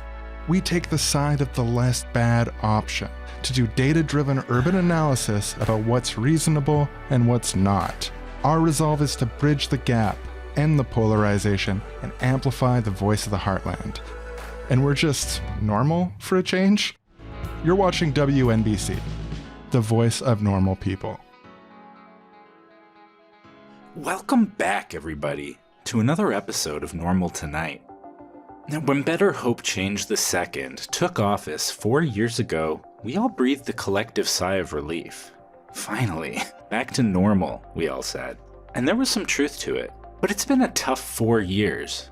Global conflicts, climate change, and internal tensions have remained a constant threat to our great nation. Now, I firmly believe that Better Hope Change has done his level best to try and address all of this, but not everybody on my side of the aisle agrees. Today we're talking to a far-left extremist activist who, while their heart is in the right place, is emblematic of a problem deeply rooted here on my side of the aisle, which is being just a little bit too angry all the time, and it's putting people off. Thank you for joining me. Thanks for having me. Yeah, but I don't agree with what you're saying at all. I mean, we're talking about Better Hope Change II campaigned on a dovish foreign policy, and he's now transferring weapons and munitions to human rights abusers during a time where there's mass killing happening. Now, I do sympathize with what you're saying, but do you really think that Better Hope Change, as imperfect as he is really going to be worse on these issues than the other guy? Don't you think your angry, aggressive posture towards Better Hope Change ultimately just makes things worse? Okay, there's multiple things here. Yes, I'm angry. I should be angry. A lot of people are angry. And it's not about better or worse in some game of lesser evil. It's about right and wrong. And it's what is happening is wrong. People have a right to be angry. They shouldn't be silenced or pacified or stigmatized for experiencing regular emotional responses to having your government enable mass killing of innocent civilians. Yes, I am angry. Angry is the right emotion to feel.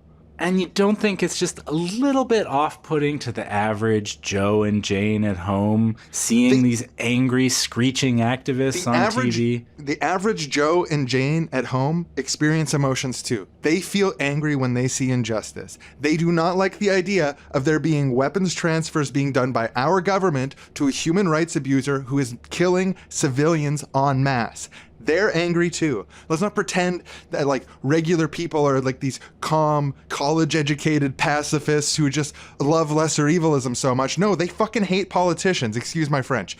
A lot of them are angrier than me. I guess what I'm trying to get at here is it really so surprising to you that Better Hope Change the Second isn't listening to your wing of the party when you're coming at him so angrily like this, when he's trying to coalition build? And yeah, I agree with so many of the things that you're saying. I don't like mass killing.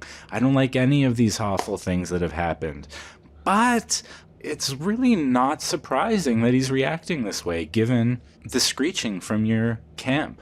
That really just pisses me off. Is this surprising? People are like, is this surprising? Are you really surprised by this? It's like, no, I'm not saying I'm surprised. No one's saying they're surprised. We're not talking about surprised or not surprised. We're talking about right and wrong.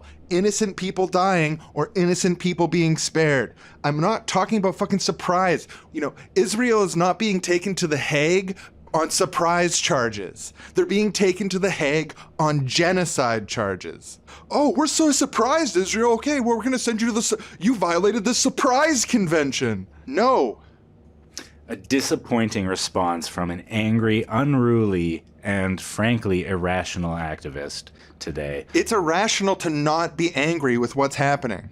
Maybe you could be a little bit annoyed, but angry? Don't you think that's a bit uncivil when we're trying to get things back to normal? It's uncivil to be polite and civil in a context that is causing mass devastation. What is truly polite, what is truly civil, what is truly following decorum, in this case, can be breaking decorum for the good of people. Transferring these weapons to human rights abusers in the context of mass death is evil. We have every right to be angry. People aren't angry enough. One final question. Will you tell the people listening right now that you and all of them will be and should be voting for Better Hope Change the Second in the upcoming election? Because he's better than the other guy. Does Better Hope Change have your vote? I'm trying to think of how to even respond. It's so like infuriating and like how evil of a question that is, and like in that context. I think I have to make clear, I resent that question. I think that question is disgusting in the context of people being killed en masse. I'm not here to cheerlead for any party. I'm not here to cheerlead for any politician. The least of which a politician that is transferring weapons to someone who is violating human rights, killing people en masse. I'm not pledging to vote for anyone. I owe no one a pledge to vote. They owe us listening to us. We are citizens, whether we vote for them or not. We are citizens. Our voice matters. We live in a democracy. People are free to vote for whoever they like. That's none of my business. I'm not here on that. We live in a democracy. They listen to us. We do not pledge unconditional support for them, regardless of context, regardless of what's happening in the world. We don't defer to them as our leaders. They defer to us. That is democracy. And it pisses me off that you asked this. It really pisses me off that we're talking about this in the context of thousands of innocent civilians being killed. It's disgusting. All right, and that is all the time we have for that. We've just hung up on the guest there. I guess some people will never learn that being angry just isn't productive. And hey, I was trying to say this. I don't know if he was listening or not, but the fact is that no matter who you vote for, they're going to be transferring weapons to this ongoing genocide. When we come back after the break, we'll have on an anger management expert who tells us how to completely eliminate all anger with the help of the new sponsor of Normal Tonight, Nozanoft XE, a brand new pill from Xenon Group that stops your angry feelings right at the source, making you normal and productive again. Turn that boiling rage into something useful by voting for Better Hope Change the Second. Thank you, and we'll see you right after the break. Okay, so we've been talking about petty anger for a little while now, but there's real reasons to be angry in the world. Really good reasons. Not that the reasons that we shared aren't good in their own special little ways.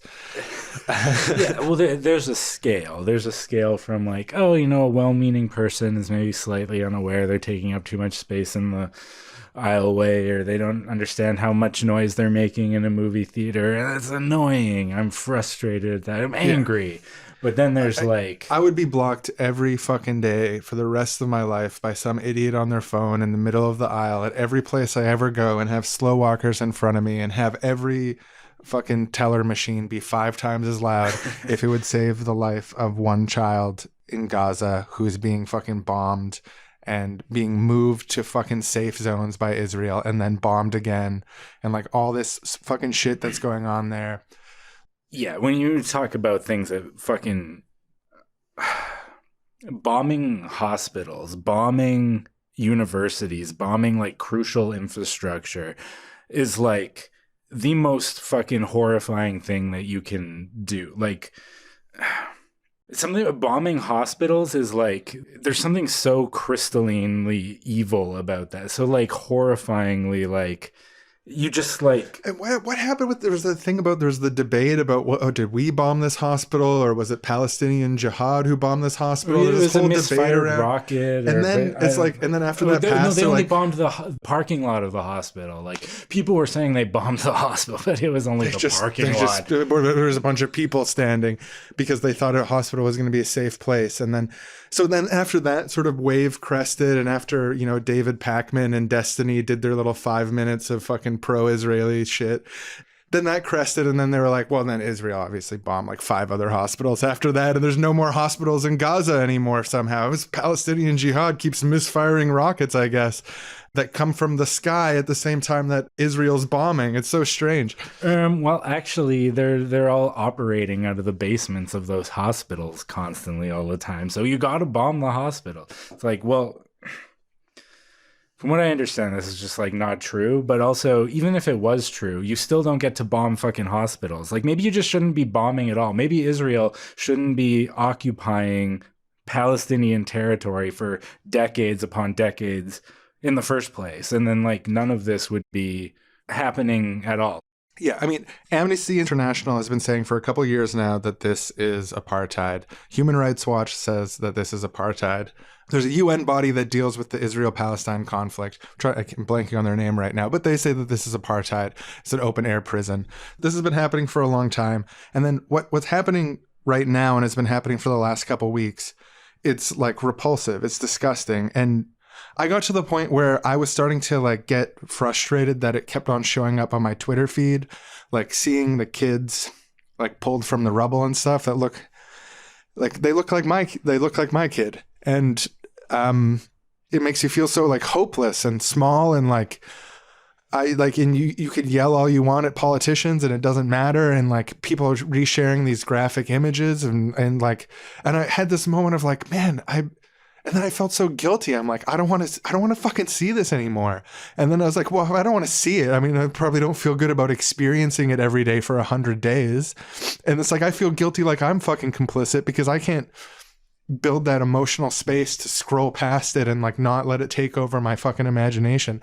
But if you switch to fucking anger, it's really clarifying. It's like, really, fuck them. There's no excuse to drop that many bombs in such a small period of time on such a small area. They dropped as much bombs as the entire campaign, the U.S. campaign in Iraq's entire campaign. They dropped that many bombs in the first week, and they killed 0 Hamas leaders. Yeah, but they have killed up to this point, like, 25,000 civilians in Palestine since October 7th? It's like 25,000 people, innocent people, or you can be like, no, they're not innocent. The 25,000 civilians, half of them children, or slightly less than half of them children. You can't do that. Like, you can't kill civilians. You can't murder people because you're angry about an attack. And like, I understand being angry about October 7th. I understand that like people in music festivals shouldn't be attacked. Yes, absolutely. Yeah, no, and you see clips of like kids being taken away to be turned into hostages, and they're pawns of this political situation out of their control. And like, you can't be humane and think, oh, it's just an Israeli kid or something like that. Obviously, I feel that with my whole heart too. And sad. It's fucked up, and I think it's wrong. But looking at the overall context, I can't in good faith focus on that in this context where you have over 10,000 kids who have been fucking blown up. Like 10,000 kids, and now they're being starved, deprived of things, being cramped together in camps that aren't sanitary. There's diseases being passed around. And they fucking blew up the hospitals. Like, I don't know what, that one is just... Yeah, there's videos of kids the having quickest their... route to anger for me is like, you can't fucking bomb hospitals. Like, there's footages of kids like whose legs have been amputated by Israeli explosives who are having their wounds sewn up by doctors while they're being held by their parents crying, and there's no anesthetic. And they're 8 years old, man. Like, and it's a political fucking choice. And it's not like this conflict is a complicated conflict that's hard to solve. You have a far-right Israeli government that is in a coalition with fascistic Israeli groups, and they're speaking openly about Palestinians as animals, saying that there's no innocent civilians, that the mothers and children help Hamas fighters. They're saying, remember Amalek, which is like a biblical story about obliterating your enemies who wrong you. And there's still like, you go on Twitter and there's fucking people who are making it their job to stand up for the most horrifying thing that we've ever seen in our lives. Like it's like, I don't want to blow it out of proportion in the sense that there's many bad things, but this is an insane assault on a civilian population that is prolonged with a high amount of explosives, a disproportionate response. And then on top of all of that, there's this crazy gaslighting game where the politicians are acting like this is normal because it's an ally. They're acting like we're unreasonable for being angry and that there's nothing they can do and they can't even speak out about it. It's like, it's fucking maddening, man. yeah, like also like, oh, it's so complicated and like it's really hard to solve, and like, yeah, it is complicated, and yeah, it is hard to solve. But also, the people with all the resources, the people with all the bombs, the people who have killed 25,000 people are the ones who have the responsibility. They're the ones who have the moral responsibility for what's going on here. It's like, you can't both sides this thing when one side has all the power, when one side is the occupying force, forcing the other side. Like, I heard this Palestinian academic talking about what he just has to go through to go into Israel to give a talk, a basic talk. He's like, I have to get up at like 4 a.m. You get on this bus. It's like this thing. And there's like a 4-hour process to be issued a visa that lets you into Israel for like 3 hours. And you have to make sure you're out of the country again on time. And like, you get into this other bus and then go back, and like, you might be denied entry. And then you just like can't go to this talk thing that you were talking about. There's this, like, you might be arrested at any point. You never fucking know. There's like, if you're the occupying military force in an area where you have complete control over what's going on, like, yeah, it's fucking complicated, but people figure out complicated things all the time. Computer chips are fucking complicated. Like, there's nothing in the world that isn't complicated. You know, like, everything exists in a complex context. It's like it's complicated thing actually pisses me off. Not to say that it's not without complexity, but like, name something in the world that isn't fucking complicated. I dare you, because I can complicate it pretty fucking fast. yeah.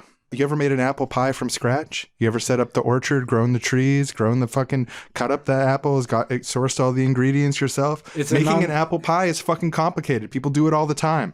Yeah. It being complicated, true, no matter how true or not true or how complicated it is compared to other things, it's not an excuse to murder 25,000 people in 3 months. That's not complicated. That's a very simple statement. No matter how complicated it is, it's not a justification for murdering 25,000 people in 3 months. Yeah, there's no, you can't do ethnic cleansing and self-defense. That's literally what Hitler claimed he was doing. Israeli leaders have expressed genocidal intent, the intent to displace everyone, all Palestinians, displace or kill all Palestinians. They've said it repeatedly. They've called them animals. They said that the civilians aren't innocent. Oh man, there's people being like, oh yeah, but Netanyahu's government isn't even in total power right now. There's like the opposition in them are in this wartime government. People did the stupidest fucking things, are like, oh yeah, but other people in Israel don't agree with that. It's like, I get it. I'm not saying everyone in Israel is evil. I'm not even saying everybody in the Israeli government is evil. But if you have people in the government who are saying those things, who are using genocidal rhetoric while participating in the mass killing of civilians, like, I don't care that, like, there are other factions in the government. Well, like, I'm glad that there's other factions in the government. Everyone should be supporting them and kicking the other people out. Like, I don't know, it's like, I just see people being like, oh, it's not a genocide because not everybody in the Israeli government wants to do the genocide that they're doing. Because sometimes when something's so morally clear, in order to make an argument that opposes that moral clarity, it has to be aggressively idiotic and offensive to your basic sensibilities as a human being.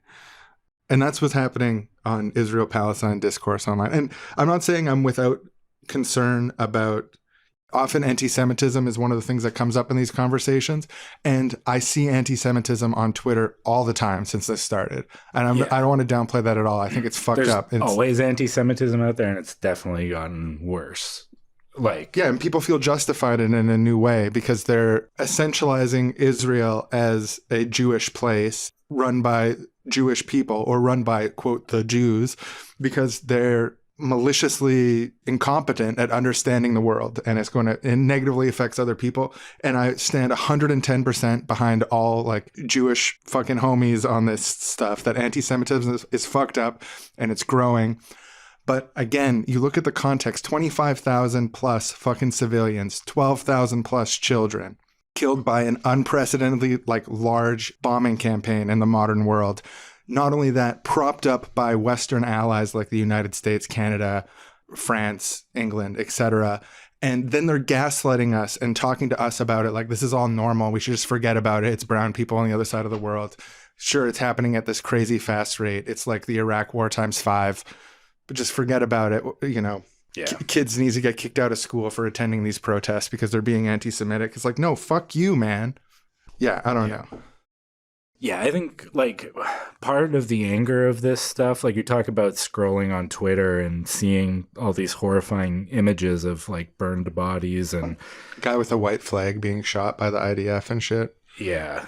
Part of the anger there, I think, like, yes, we need to be angry at the IDF, at Israel's government for the decisions they're making, but also, like, all of the politicians, and you already touched on this a little bit, but the politicians in every other country, all the places we are, the politicians in Canada, politicians especially in the United States, who have a lot of power to actually do something about this, not doing anything and being completely ineffective advocates for, like, you know, United States, Canada, like, these Western countries that claim to have such a huge moral high ground on human rights and, like, oh, we're so concerned about human rights abuses in this country or, like, human rights abuses in that country, not doing fucking, like, anything about this situation.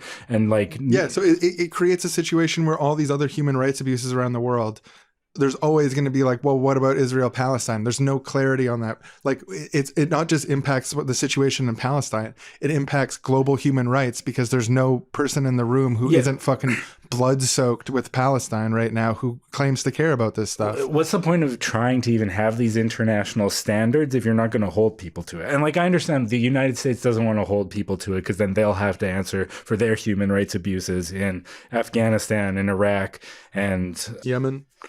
Yeah, currently. Yeah, fuck. And before too. All around the world. But, like, the ineffectiveness of our governments to respond to situations like this. But there is, like, horrifying, but they're also, like, ineffective at responding to, like, everything. Our current political system is extremely ineffective at dealing with, like, some of the most awful problems that exist, not just around the world, but, like, right here at home. We talked about homelessness already a little bit. We've talked about trans issues. Like, I saw today, like, in Ohio, they passed a ban on gender affirming care, and then the governor vetoed it, but not because he wanted to completely stop. He wanted to, like, change one part of it. But then the Ohio Senate or House or whatever vetoed the veto. So now it's passed. And now trans people in Ohio who want to stay on their medicine have to, like, figure out how to either get it illegally or how to, like, flee the state to another state. It's like, I think the current bill only applies to kids under 18, but people involved in passing that legislation said they want to go after trans healthcare for adults too. Could you imagine like living in this place where like all of a sudden your medicine is going to be taken away and you have to literally leave the state because like the government wants to like prevent you from like accessing hormones, like human hormones that your body needs to like keep existing? They want to force you to start taking other hormones. Like you've been on estrogen, you're a trans woman, you've been on estrogen for years now, and they want to like force you to stop and force you to start taking testosterone. It's like, you just imagine like how horrifying that is. Like imagine if they took a cis man and forced him to start taking estrogen. Like That's what Joe Biden's planning. it's what the conservatives are all scared of, I guess. But like, it's like, I think some people have like a failure of like imagination of like how horrifying it is to be a trans person, to have your healthcare taken away. But like, imagine you're forced onto the hormones that you don't want to be on. Like, I don't want to be like forcibly injected with estrogen. I'm perfectly happy with the hormones I have now. It's horrifying. Or like putting people in jail for going into the bathroom. It's like, there's hundreds of these laws being passed in the United States right now, targeting trans people, not just trans kids and like preventing them from learning who they are, preventing them from getting the healthcare they need, but trans adults where they're like, no, like, yeah, I know that like you're a trans man, you've been on testosterone for years. You literally just like every single person who sees you is like, you look like a man. You have to go into the women's washroom or you're going to be arrested is the law now. The lack of responsiveness that our political system has to like horrifying injustices like this is a systemic issue that like touches on like so many of these issues. Yeah, no, it's incredibly fucked up. And like the whole system, it's systemically corrupt in all these weird, subtle ways that are about like self-preservation and party alliances and stuff like that. And like there is just systemic lack of response in places where there needs to be a response.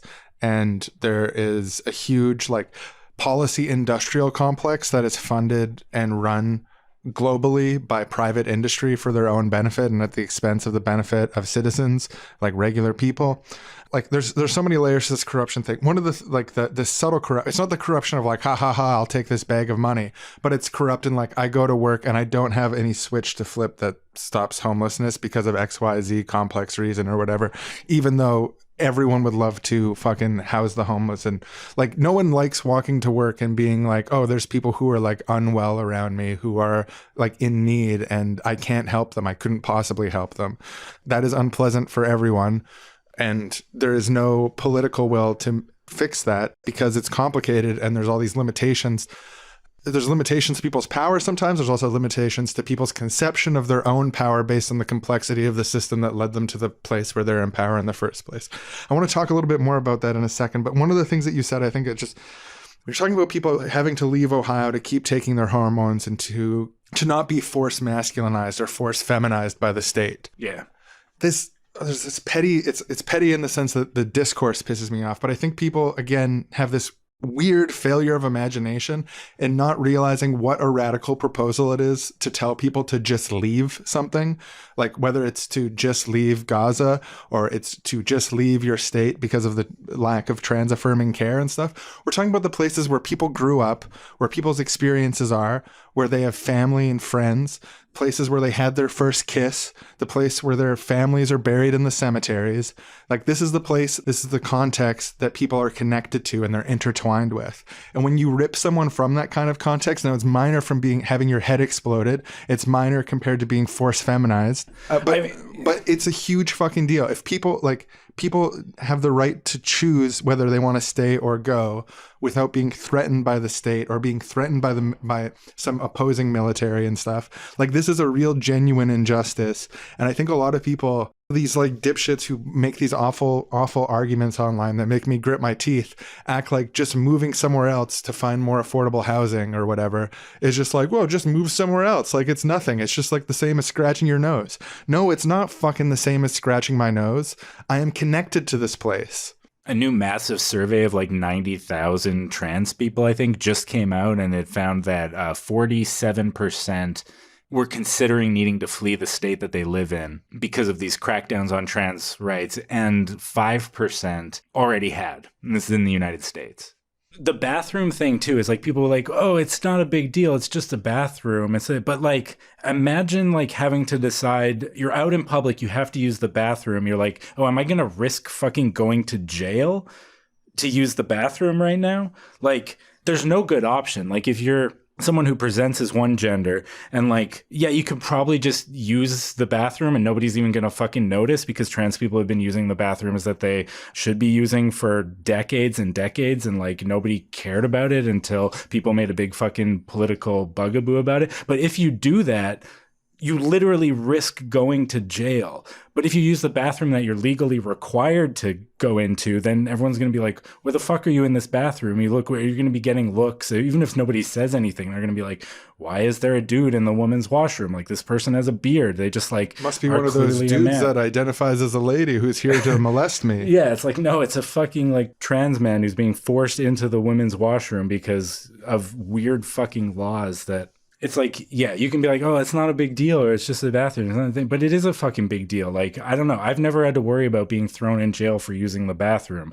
And like, honestly, it's how it should be for everybody. Like, it's like, the fuck are you thinking? Like, and prisons are themselves, even if you're being sent to prison for a quote unquote good reason, prisons are evil institutions in themselves. People have been...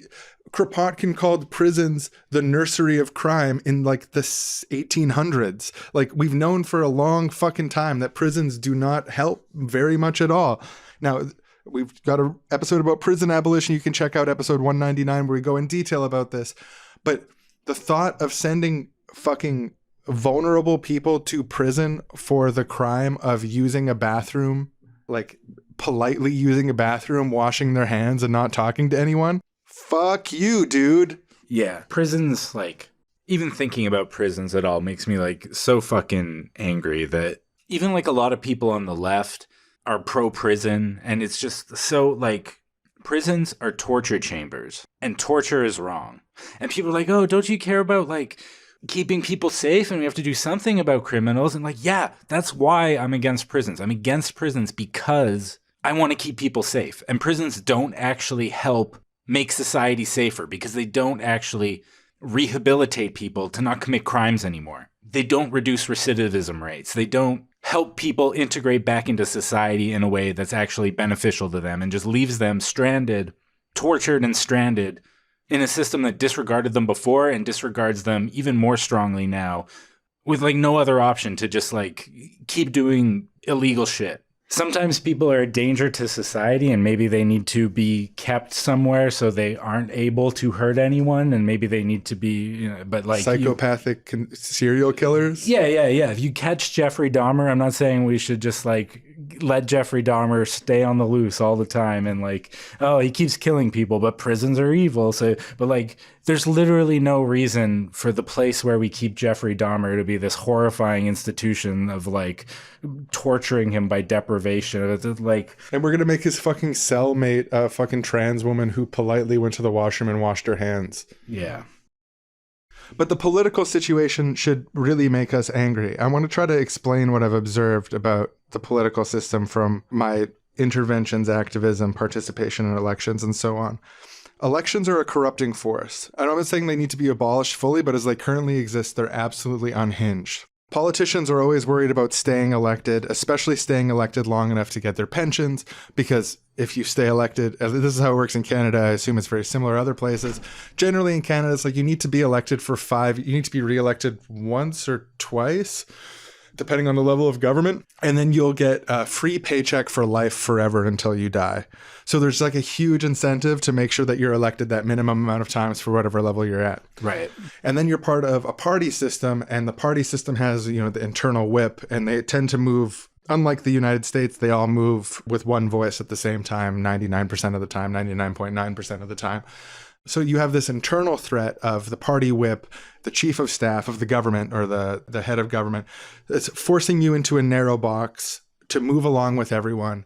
And basically, you might get a chance to say your objections if you have them, but pretty quickly you're going to learn that there's basically no point. And also you're going to learn that doing things right and doing things for the right reasons at the right times is going to cost you time, energy, and stress. And just phoning it in is going to have the exact same result at the ballot box.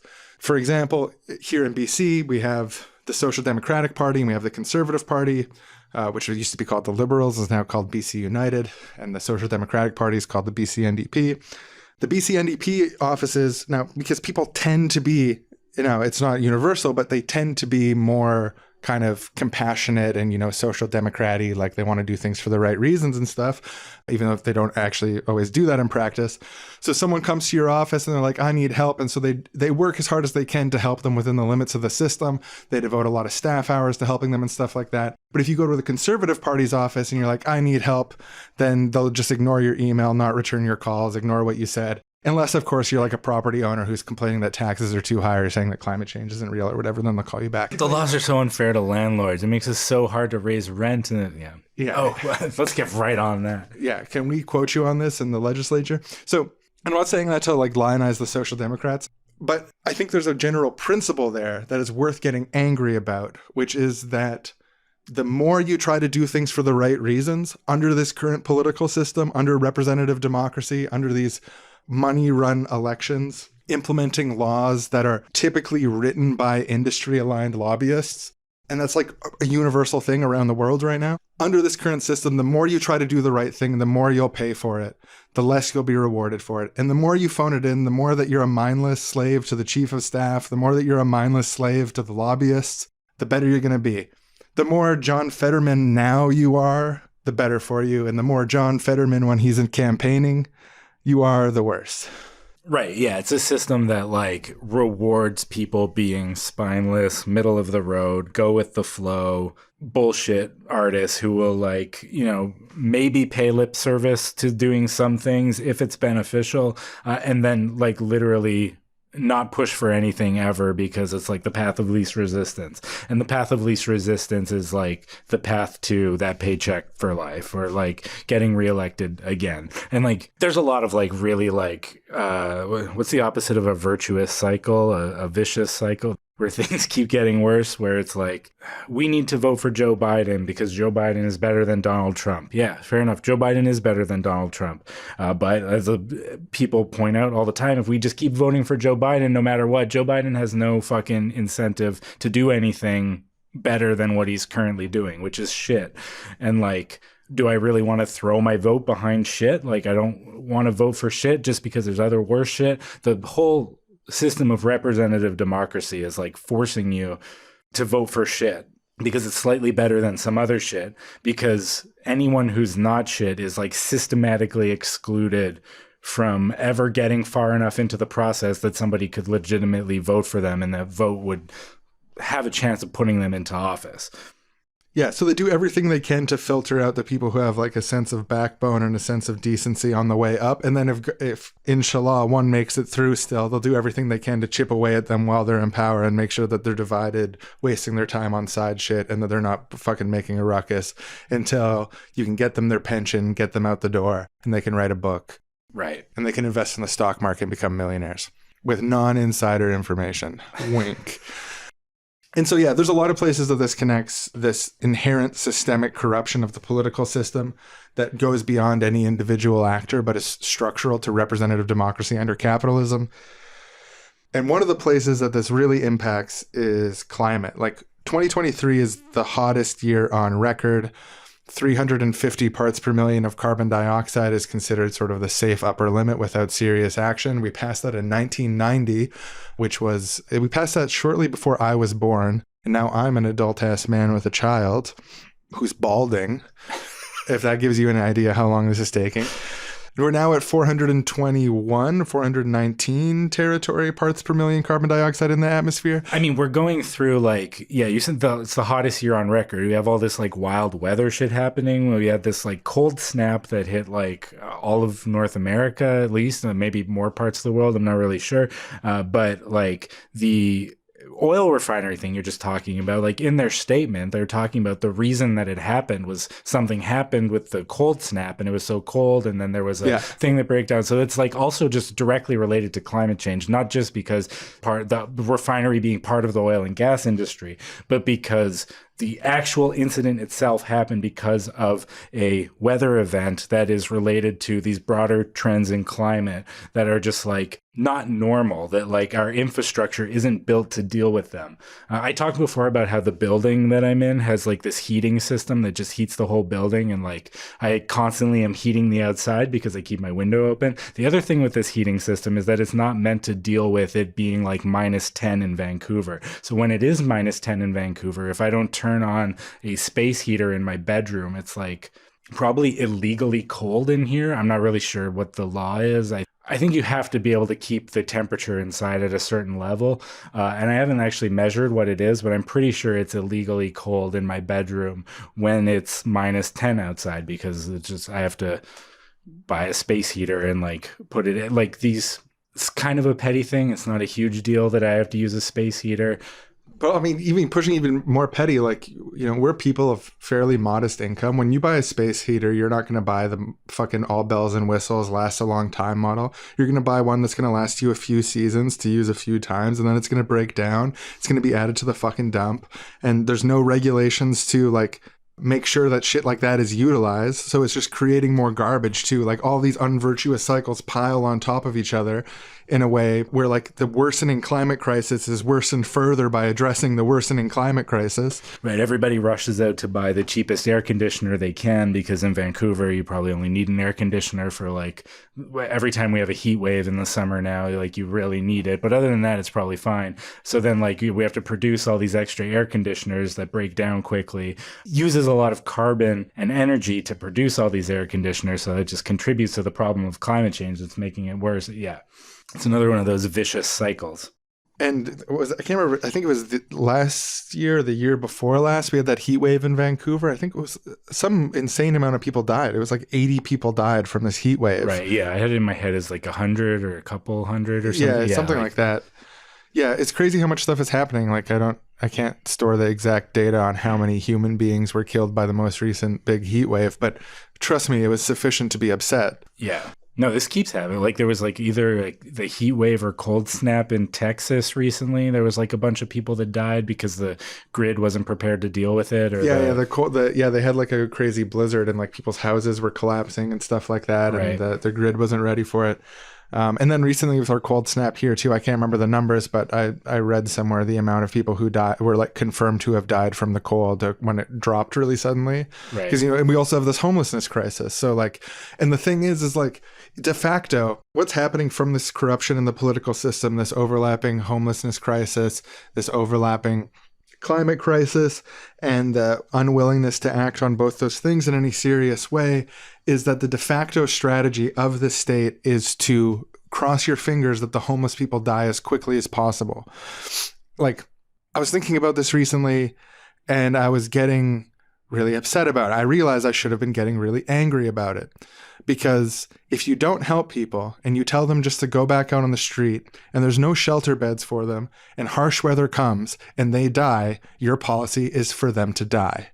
It's basically the same as they come to your office and ask for help and you fucking shoot them in the face. It's only a few degrees different. Well, yeah. And like, I mean, especially like, yeah, there's so many things of policy that are basically like that. But like, if you've just been like confiscating all their materials in another sweep of a homeless encampment, maybe they had a really nice blanket and like a jacket and things that they weren't wearing that day because it was warm, but like you stole their shit and now they can't survive the cold. Right. Yeah. No, if you store your stuff in a tent at the park with other tents, then the police have the legal right to steal and destroy everything you own, including your ID and so on, without sufficient notice, pretty much by definition. And that's why advocates for the homeless get really angry about this sweep shit, and that anger moves them to action. And yeah, I mean, there's so much more we could talk about here. Yeah, there's a lot of things to get angry about. You know, if you want a little bit of hope, go to our Library Socialism trilogy and our transition Q&As. We talk about a better world and how we think we can get there. But today's not that day. Today's the day to get angry, for the year of anger. I have seen firsthand the power that political anger can bring very recently in an unexpected way. And I just want to spread the good word about that. Now, I know the people listening to this are good-hearted people, and they are people who probably in general tend away from anger.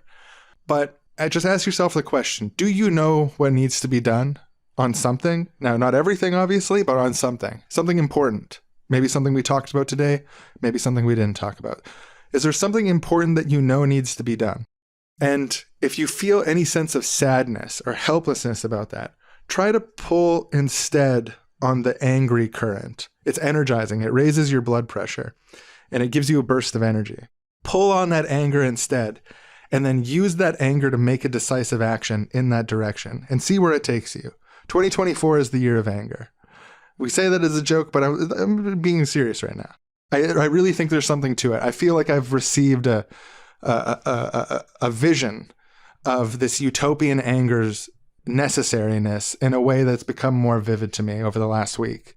And I want to share that with you, our wonderful listeners, because I know that you'll use this power for good, and I trust you. Part of what makes utopianism an effective political strategy is that when you're imagining the way the world could be better and comparing it to the world that is now, and that gap and the desire to close that gap is a motivating force. But like a big part of that desire to close that gap, it can be like, oh, it would be so nice to be in this other, or like this whole, just like imagining like something beautiful. And that can be motivating, but also like, why the fuck aren't we moving towards a better society? Why the fuck are we continuing to make excuses for the bombing of innocent people, or to make excuses for homeless people freezing to death in the street, or make excuses for the oil and gas industry to continue pumping carbon into the atmosphere when we know that it's killing people and causing the weather to go crazy? The gap between what is and what could be is bridged by action. And as you're saying, anger is an extremely potent motivator to action. Yeah, and we love you guys in the way that is most appropriate for a podcast host to listen to love an audience, which it's a sort of vague, something parasocial deepest, love. yeah. It's like spread out, and for everything I see, all the emails we get, all the feedback we get, all the conversations we have, like genuinely as a group, I'd say there's no group that I would rather bring on the lifeboat of a sinking ship with me than Seriously Wrong listeners. Like, you guys are awesome. To generalize, maybe there's a few freaks among you. Maybe there's a few serial killers among you too. Who knows? I can only guess. And I don't support that kind of thing. So do your inner work. But just saying, getting that out of the way. And also thank you so much to our patrons, our listeners and stuff as usual. But I just want to try to agitate you a little bit for getting that righteous anger. And what I'm going to say I think is true, but it's going to be directed towards trying to agitate. Our system is set up on the command of the above by the below, and this happens everywhere. And implicit in that sort of structure is the idea that the people who are below matter less. The people who are listening to the show are almost universally considered below by the people who are at the top. And that applies in the world of business, in the world of the workplace, in the world of politics. The same logic applies in all these places where the above command the below, and the below are considered less than human. Your boss, they might be nice, but the structure of the system, the structure of bosshood, degrades you, degrades all of us, degrades our neighbors, degrades our children, degrades our cousins, our family members, even our mom and our dad. It degrades all of us. Our political system degrades us. Try writing a politician and see what kind of response you get. Before we set up this letter writing campaign, I actually wrote my MLA personally. I still have not heard back from my MLA, who is a progressive social democrat, about this issue. So after not getting a response, pretty shortly after, I have to admit, we set up a letter writing campaign. We set up 2 letter writing campaigns between us and our friends at 350 Canada, and we sent over 2,000 letters to a number of politicians. But part of the reason that was necessary is because you can't just email your politician and have them listen to a good idea or recognize the importance of something. I'll be lucky if I get a response at all. The last time I wrote, I got nothing. But what does that say about the system's view of me as a political agent, that I can write my local politician, a progressive social democrat, multiple times in nice emails, non-cruel emails, not shitting on them, just providing context, providing concepts and ideas coming from, the most positive place possible and a most progressive, collaborative spirit possible, that I haven't even heard back from him from the first time that I emailed him, a year plus ago. politically, structurally, the entire system in the private world, in the political world, it is showing contempt for us and the people we love. It's structurally contemptuous of us. And that needs to make us angry. Is if we're not angry, we won't have the decisiveness to take the actions that are required to transition and make a better society. Murray Bookchin said that the ecological crisis is a social crisis. And he emphasized that the anarchist critique of hierarchy and the Marxist critique of class, when combined with ecology, could create a sort of new theoretical framework for understanding how these things intersect with each other. And I found that framework very enlightening. This hierarchical idea of above and below, worth more and less, it applies just the same when our politicians ignore us, when we don't have a say in our workplace, and when a country does a campaign of genocide against its neighbors.